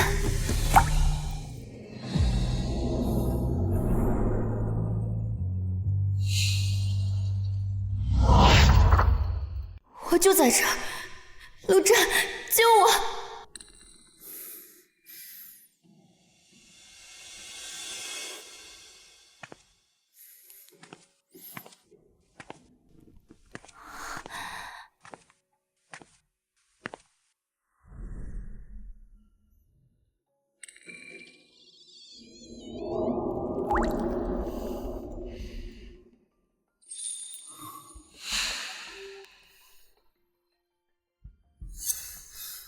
之婉，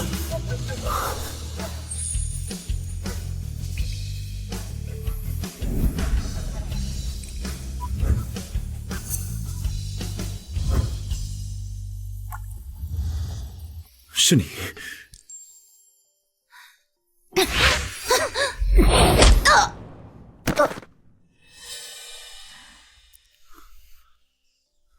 你没事吧？哦。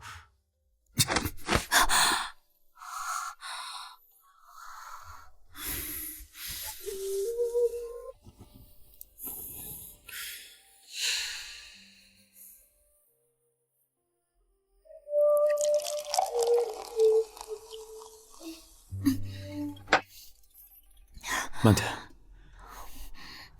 这半年来，这每日入我梦境的人，就是你，对吗？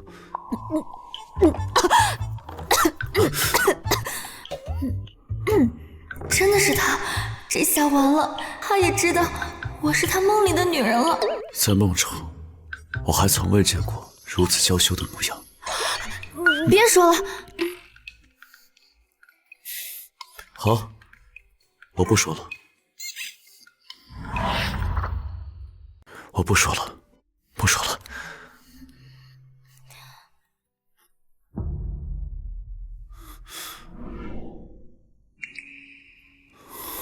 抱歉啊，是我连累了你，能做出将你绑来青楼这样的事情，只有高阳郡主这个毒妇，她一定是因为我才恨上你的。这怎么能算是你错呢？你跟他已经说得很清晰了，是他自己脑子不清楚。你放心，明日我定会上奏陛下，让他得到应有的惩罚。你也别指望陆战和他那拎不清的娘会替你主持公道。陆战再得皇上器重，不过是个臣子，而我爹是皇上异母同胞的弟弟。陆战我舍不得伤害，但侯府其他人，我想要他们的命，易如反掌。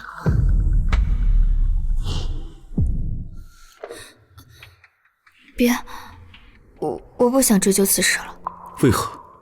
因为高阳的父亲是权倾朝野、腰缠万贯的齐王，这些年魏姨待我如亲女，世子也多加相护。若因我连累过公府，我此生难安。因为若是让人知道我被卖到青楼，不管有没有受到伤害，我的名声就完了，不会有人愿意娶我。我会，我会。世子，我只想好好招婿，过平淡的日子。啊，我是说，我定会封锁消息，不会有人知道今日之事。多谢世子，但是我还是不愿意将此事闹大。我就先回去了。好，我送你。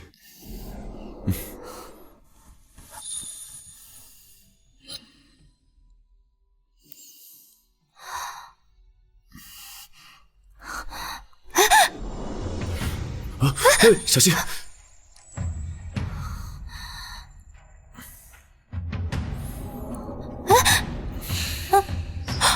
狮子，这与理不合。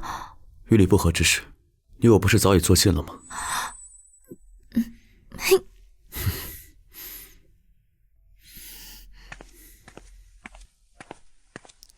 啊！大人，又一桩春宫图杀人案。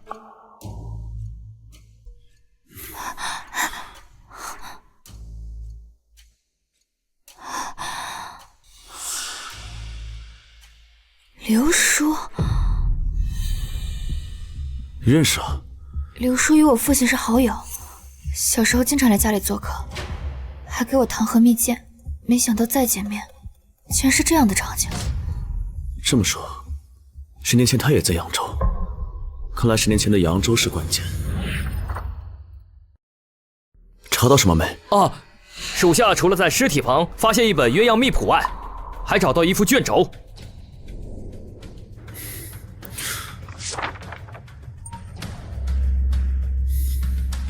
鸳鸯秘谱，原来就是这个案子吗？这5个人是春宫图杀人案的5名死者。纵火，看来凶手的杀人动机和这纵火案有关。立刻去查10年前的扬州纵火案。是。等一下。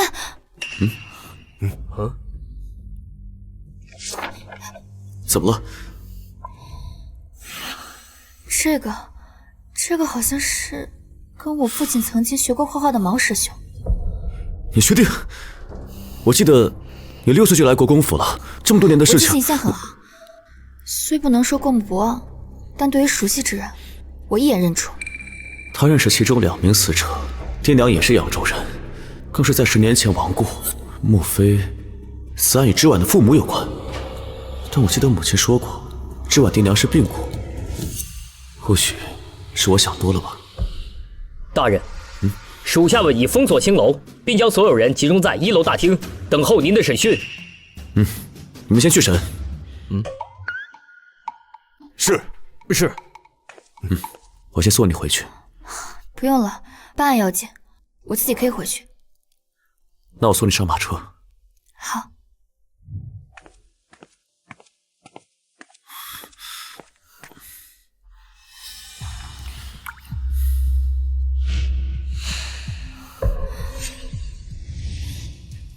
你是刚才救我的鬼面人。陆战，去死吧！小心！知婉，别过来，否则我手中的刀可不长眼。好，只要你别伤害他，一切都好谈。好奇怪，为何他给我的感觉很熟悉？老实点。他不想伤害我。说来，之前也是他救了我。谢谢你刚才救了我，我知道你不是坏人，你刚才杀人是为了我。你相信我，陆公子最是公正严明，他不会冤枉你的。不，我没被冤枉，我就是你们要找的鸳鸯秘谱连环杀人案的凶手。是凶手？是杀手，好吓人。为什么要杀那些人？为什么每个人的身边都要放上一本鸳鸯秘谱？当然是因为他们该死，他们。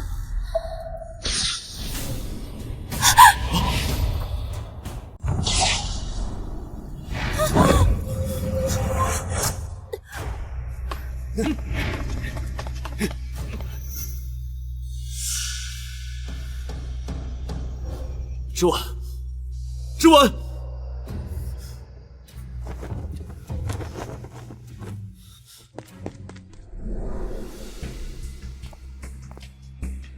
怎么样？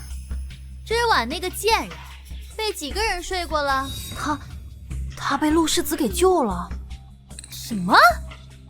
是不是看错了？陆战不是离京了吗？怎么会突然回来？咱们的人亲眼看到陆世子紧张的抱这个从头遮到脚的女人从青楼出来，大理寺把那青楼都给封了，老鸨他们都下了大牢。贱人，你还敢骗我说他和陆战没关系？众目睽睽之下都抱在一起了，真是不要脸！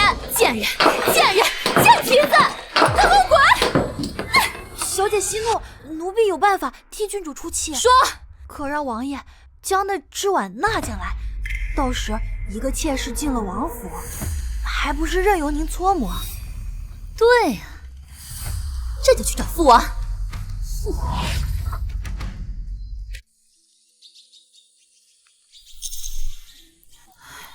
婉儿，小姐，你终于醒了，吓死奴婢了。婉儿，我都听陆战说了，都怪他惹得高阳那个疯子，这才连累了你。你若是有个什么三长两短，我该怎么跟你母亲交代？魏姨，你说什么呀？若没有魏姨细心照顾，我一个孤女，怎会无病无灾的长大？此番多谢世子及时相救，我才能大难不死。好孩子，你最会说这些熨帖的话安慰我了。是真心话，魏爷。你眼下一片青黑，是一夜没睡吧？我没事了，快去休息吧。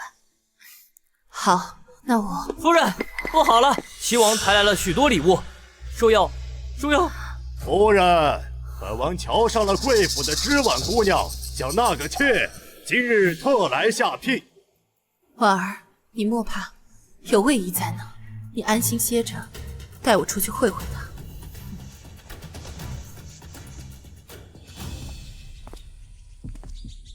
魏夫人，本王亲自来下聘，可算给足了国公府的面子。有劳夫人把人给本王叫出来，接受聘礼吧。一家子黑心烂肺的东西，这哪里是来提亲的？分明是想把婉儿光明正大的抓回去，替他女儿出气。不巧了，皇爷，婉儿丫头已经许了人家，您请回吧。夫人，本王今日来可不是和你商量的。皇爷啊，您说的对，此事确实没得商量。皇爷，请回吧。魏夫人，这是要为了个孤女，托国公府一起陪葬啊！这是要为了个孤女，托国公府一起陪葬啊！我答应。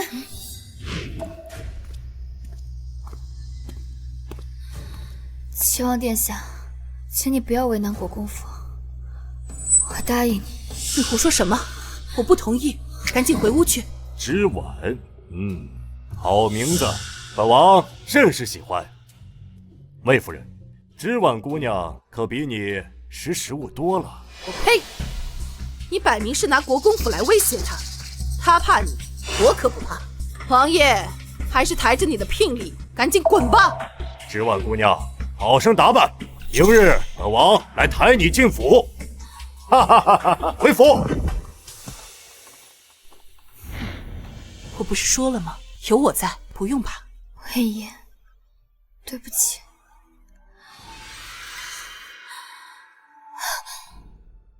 婉儿，小姐，小姐。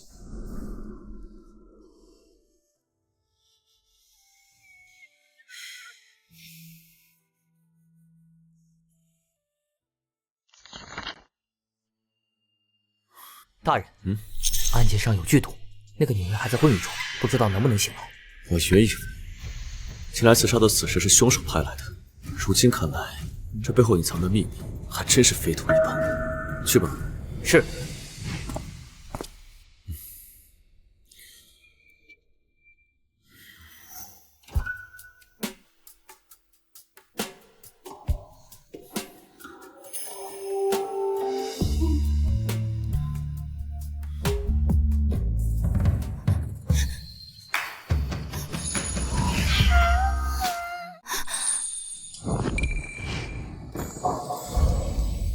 没想到还能在这儿与你相见。对不起，陆世子，我以为这只是个梦境里，所以这些日子在梦里肆无忌惮，如果对你有所冒犯的话，我只好抱歉。我不觉得这是冒犯。梦中之人是你，我很高兴。婉儿，我心悦于你。看来他还不知道齐王来撒聘的事。可是我并不心悦你，我只是当这一切是假的，是梦。你这是要与我划清界限吗？是，对不起，可惜齐王已经盯上我了，我们注定有缘无分。为何？因为这有梦中的荒唐，并不能当真。您只是错将梦里的欢愉当成爱意。我又不是傻子，是不是心悦于你，我比谁都清楚。不是这样的，你我纠缠在一起，完全只是因为这荒唐的梦境。若无这梦境，我们甚至不会交集。可这世上这么多人，为什么只有你能入我的梦，也只有我能入你的梦？这难道不能说明你我是天作之合吗？婉儿，你看着我，我喜欢和你在梦中相会，我喜欢你聪明大胆，喜欢你热情睿智，你也是喜欢我的，对不对？为什么又要推开我？对不起，陆世子，我只是一个孤女，没有人会觉得我配得上你。你未来的妻子，应当是门当户对的大家闺秀。你知道的，我不在意这些。可是我在意。这几天发生了好多事情，我累了，所以我只想好好找个赘婿，好好继承我父母留下来的产业。我也可以当你的赘婿。你疯了！我没疯。既然你有这么多的顾虑，那就换我来配合你。他竟能为我做到这种地步，陆战，谢谢你。我很高兴你跟我说这些话，但这不可能。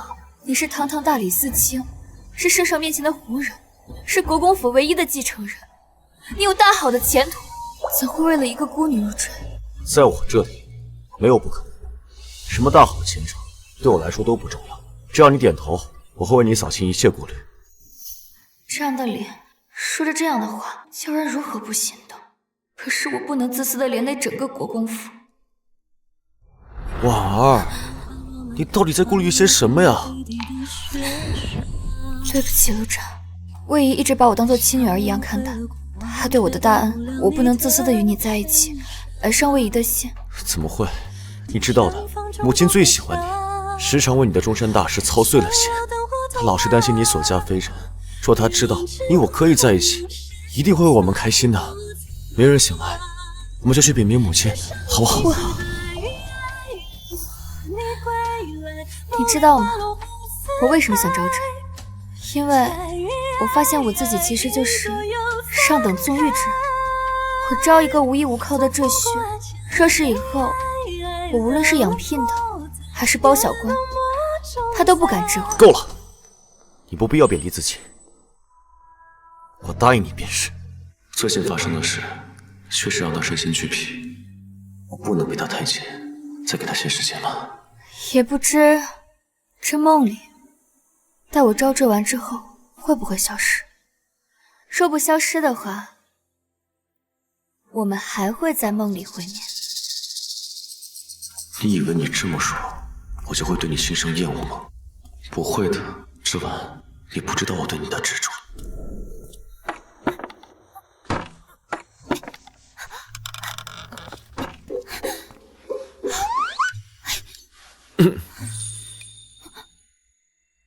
看来，老天爷不希望你能出去啊。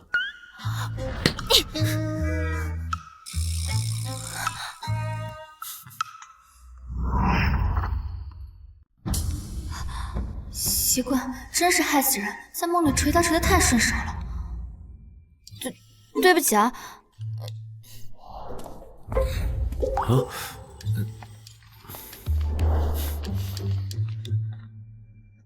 你不必为此懊恼，我喜欢你在我面前毫不伪装，真是做自己的样子。当然了，你刻意伪装的样子，我也很喜欢。你什么时候变得这么会说甜言蜜语了？我说的句句都是肺腑之言。你这是熬夜馋睡着了？案子不顺利吗？那剑杀涂了剧毒，凶手到现在还没醒过来，不知道还醒不醒得过来。其实我一直都知道，破案子的关键就在这鸳鸯秘谱当中。我仔细研究了无数遍，后来我发现，这画中的场景乃是扬州花船。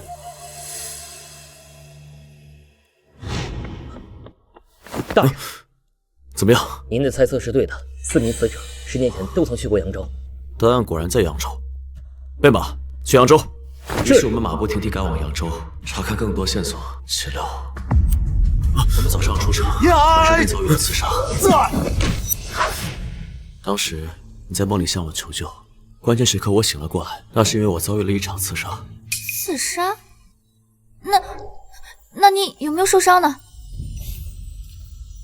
其实，你心里还是有我的，对不对？其实你心里还是有我的，对不对？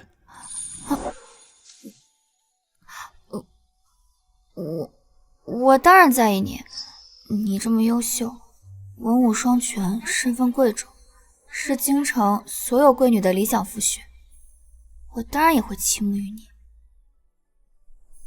那你呢？你喜欢我什么？我这么平平无奇，甚至还是孤儿。心悦一个人是不需要理由的，更何况你有这么多值得我心悦的优点。你聪明睿智，面对欺凌时不卑不亢，懂得自救。你善解人意，对待长辈温润有礼，心思赤诚。你灵动鲜活，率真直率。我虽为女儿身，但也不愿忘本，一想要为指甲，光耀门楣。你果断坚韧，自信自爱，无目高官强权，很有魅力。他说的人真的是我吗？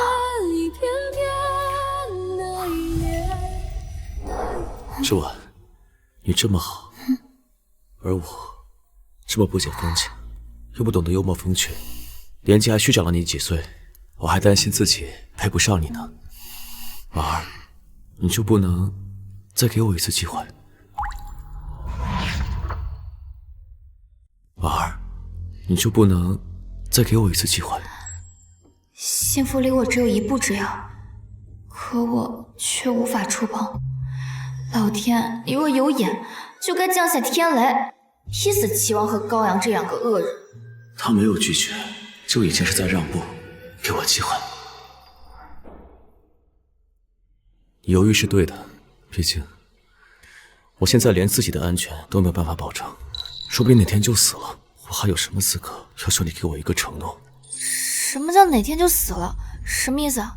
刚才不是跟你说我在去扬州的路上遭遇刺杀了吗？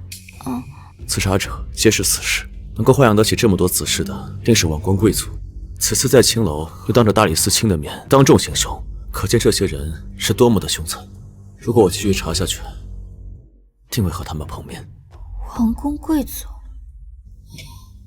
难道此案跟高阳郡主有关？为什么这么说？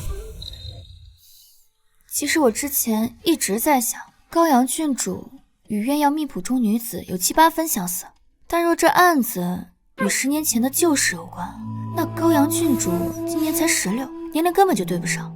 高阳郡主也没有姐姐，这么说，只有一种可能，是高阳郡主的母亲。齐王妃现如今已不在人世，不过我见过齐王妃的样子，长得和高阳郡主并不相像。难道只是长得像？还有一种可能，高阳郡主并非齐王妃所生。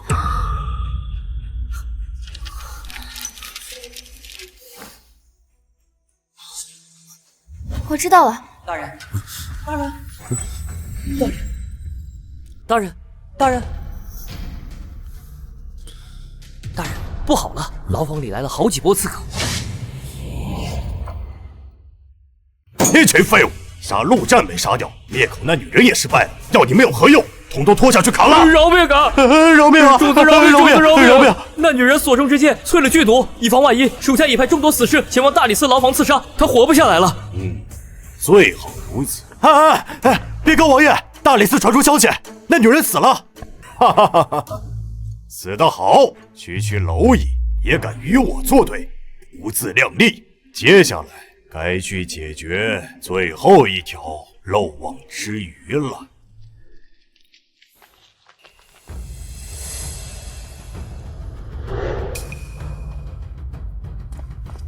大人，幸好大人你料事如神，让我们提前找了个死囚，伪装成他的样子。行了，把东西给婉儿送去。啊，是。坐吧。你也看到了，有人不惜一切代价要续你的性命，事到如今，还不打算把你知道的都告诉我吗？能杀的人我已经杀完了。骆大人想知道什么，我定知无不言。为何要杀那五人？因为他们受人指使，残忍杀害了我的恩人，我亲眼所见。受谁指使？我不知道，我只知对方位高权重，恩人被害是因为看破了他的秘密，恩人早有所料，所以将真相画进了鸳鸯秘谱之中。可惜这10年我将图册反复看，终究无法得解。所以，你将鸳鸯秘谱放在他们的尸体旁，是想让我帮你查出图册中的秘密？是，我按照恩人的图册临摹了4幅，放在了案发现场。陆大人，你有发现吗？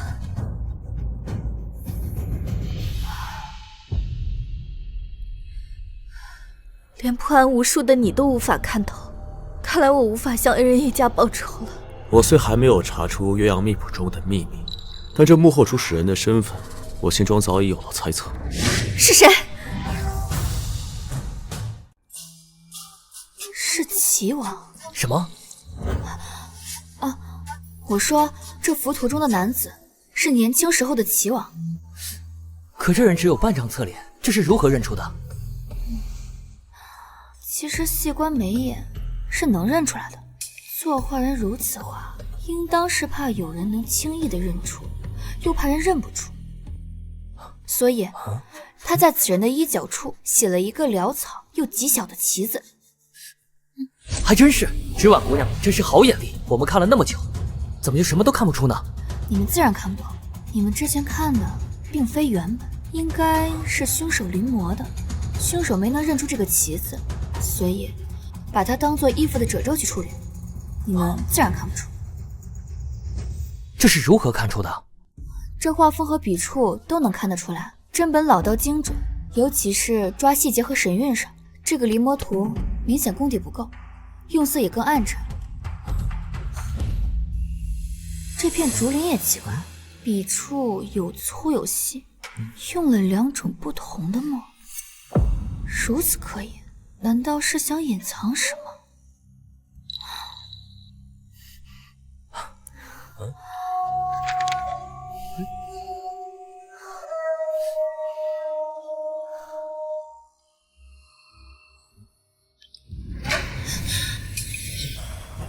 难怪齐王要派出那么多死士去刺杀那个女人，阻止她说出真相。我得立刻去告诉大人。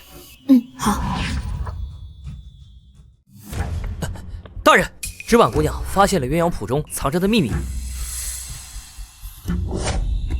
齐王一怀孕姬妾，献于皇上，以嫡子委作皇嗣。好一个狼子野心的齐王！是什么？秘密到底是什么？你可曾听过吕不韦送赵姬给异人的故事？你是说，齐王将自己怀了子嗣的美人送给了皇帝？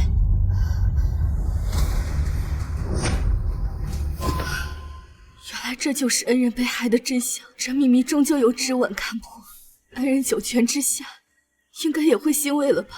你所说的恩人，莫不是……陆大人猜的没错，芷婉正是我恩人的女儿。可我母亲分明说，婉儿的父母是病逝。因为她是恩人唯一的血脉，我要替恩人保护好她。只有什么都不知道，才能好好活着。所以我和魏夫人商量好瞒着她，复仇由我便好。魏夫人，本王今日来抬芷婉，快把人叫出来，误了吉时可就不好了。我说了，这婚事我不同意，齐王还请回吧。本王若是真带她走，你们谁敢拦我？动手！抓人！谁敢？当真要与本王为敌？我国公府铁骨铮铮，最不吃威胁这一套。哦，王倒要看看是你这生铁骨硬，还是本王手下的刀硬。齐王殿下，你如此嚣张，就不怕陛下降罪吗？本王乃陛下异母同胞的亲弟，抢个女人算什么？动手！是。慢着，婉儿。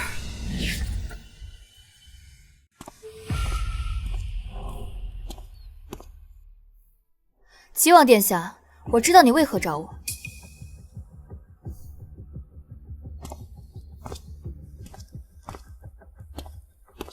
你放过他们，我跟你走。你有什么资格跟我谈条件？我甚至可以现在就杀了你。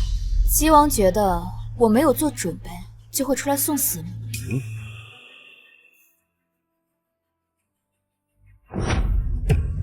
你若杀了我，我把你与那人之间的奸情，还有你的狼子野心，立刻传遍天下。齐王，你不想死无葬身之地吧？放肆！婉儿，我贱命一条，若能拉上王爷一家陪葬，不亏。他这般有恃无恐，怕是真有后手。把他绑了，带走。不用，我自己走。婉儿，魏爷，我没事，你不用担心。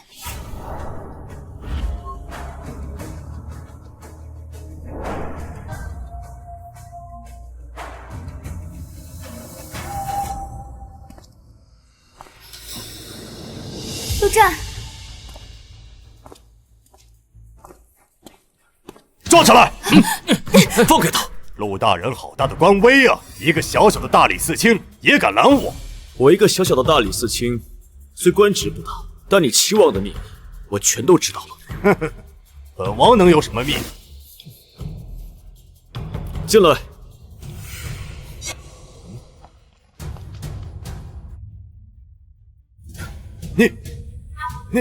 是你？你没死？齐王还真是消息灵通啊！如此看来，我大理寺也早就遍布了齐王的眼线了。是你故意放出的假消息，陆少卿，当真是好手段。齐王过奖，让你失望了。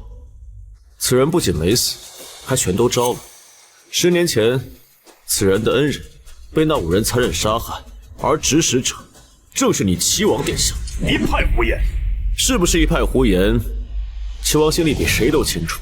而齐王灭口的原因，乃是那人撞破了齐王的惊天秘密。10年前，王爷陪皇上下扬州南巡，曾为皇上献上一名美人。皇上宠幸美人后，将她带回了宫。不久后，美人为皇上诞下一子。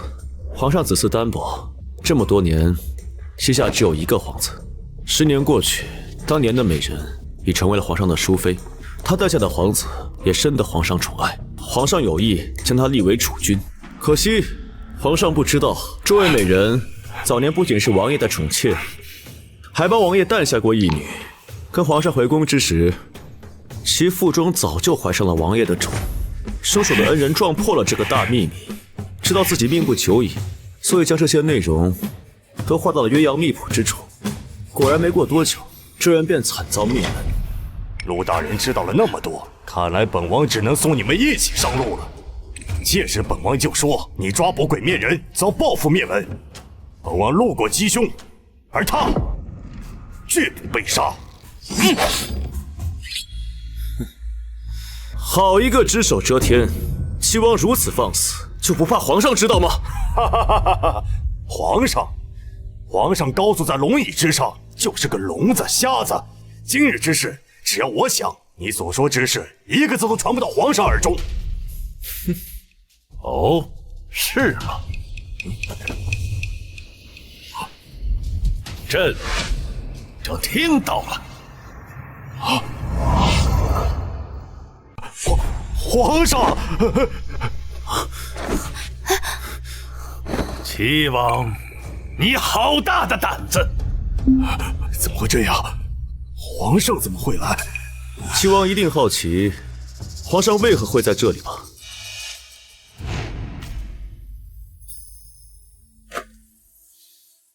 年代久远，仅凭这么一本隐晦的政务，你叫朕如何相信？事关皇嗣国本，不知陛下是否愿意屈尊亲自去？朕最心疼的弟弟，竟然隐藏着这般心思。来人！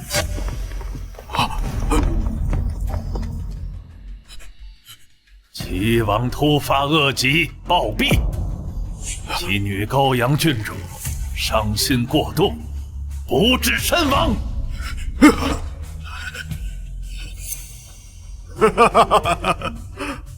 成王败寇，是我记差一筹，我认。当然，除非还有你的那个野种，朕自然会寻得一个配得上他们的死法。你们一家4口很快便在地下团聚了。动手！不要啊，皇上，不要啊！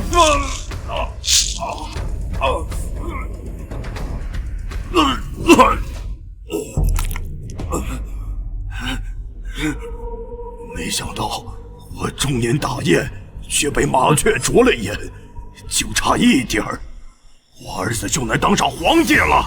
都是你爹和你这个女人，坏了我的好事。你什么意思啊？你什么意思啊？拖出去！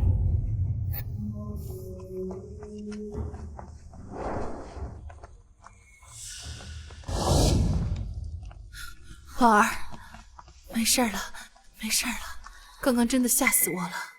魏爷，你刚刚听见齐王说什么了吗？他什么意思啊？我也是方才才知道，原来齐王就是害死你父母的凶手。害死？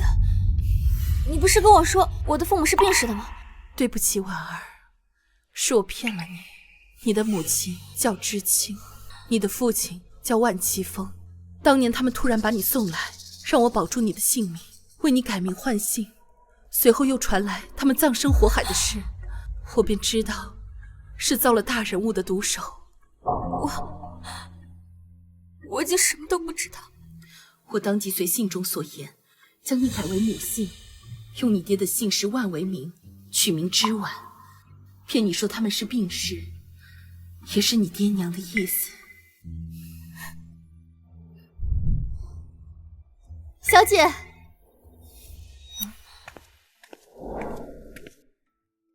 听兰姐姐，你怎么在这儿？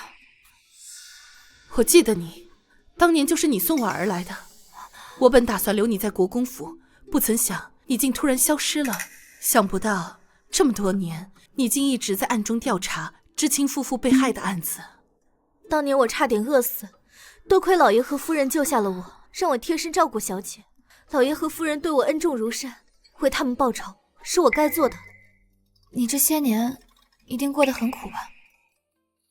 我竟不知道我父母经历的这些，我愧对父母。但冥冥之中，也是你找到了你父亲留下的关键信息。你帮他们报了仇，让他们在天有灵，一定会为你的聪慧感到骄傲的。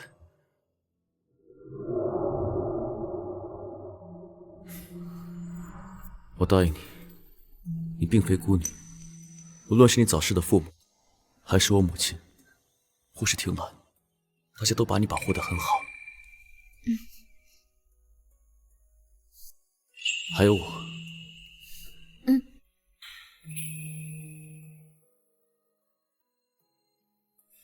这俩孩子什么时候两情相悦，竟连我都瞒过了。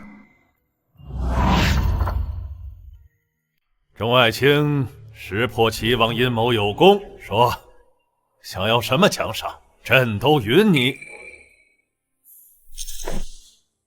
陛下，臣确有一事相求，但说无妨。臣恳请陛下赐婚，允许臣入赘知将，迎娶知婉为妻。臣愿远离京城，随知婉去往扬州生活。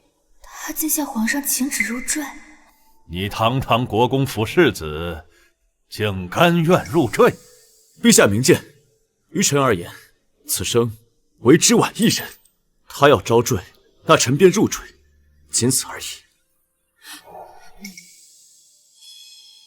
那国公的位置不要了吗？于臣而言，国公之位怎比得上未来夫人重要？陛下，让您见笑了。陆家向来出痴情种，陆战的父亲当年为娶臣妇，曾对天发誓，终身不纳妾，至今信守承诺。陆战自小耳濡目染，痴情更胜其父。没想到朝中人称冷面阎王的陆大人，动起情来却是这副模样。好，那朕便成全你们。之晚，民女在。尔父揭露齐王阴谋有功，朕封你为县主。待陆战入赘以后，断不敢欺负你啊！啊！多谢陛下。平身吧。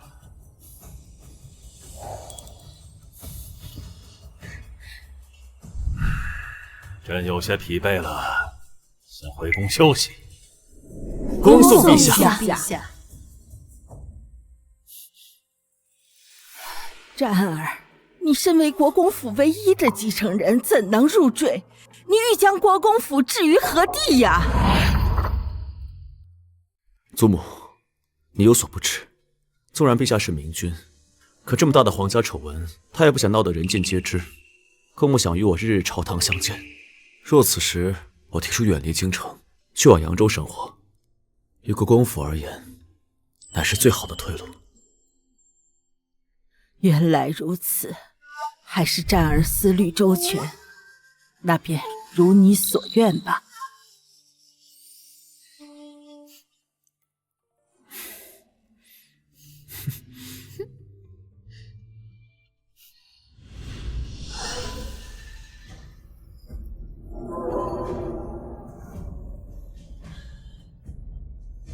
爹，娘，女儿已经为你们报仇了。这些年，我已把我保护得很好。如今女儿还招赘了国公府世子，不日便会成亲。以后终于有人陪我了。爹，娘，你们放心，往后我定会照顾好之婉，一生一世爱她护她，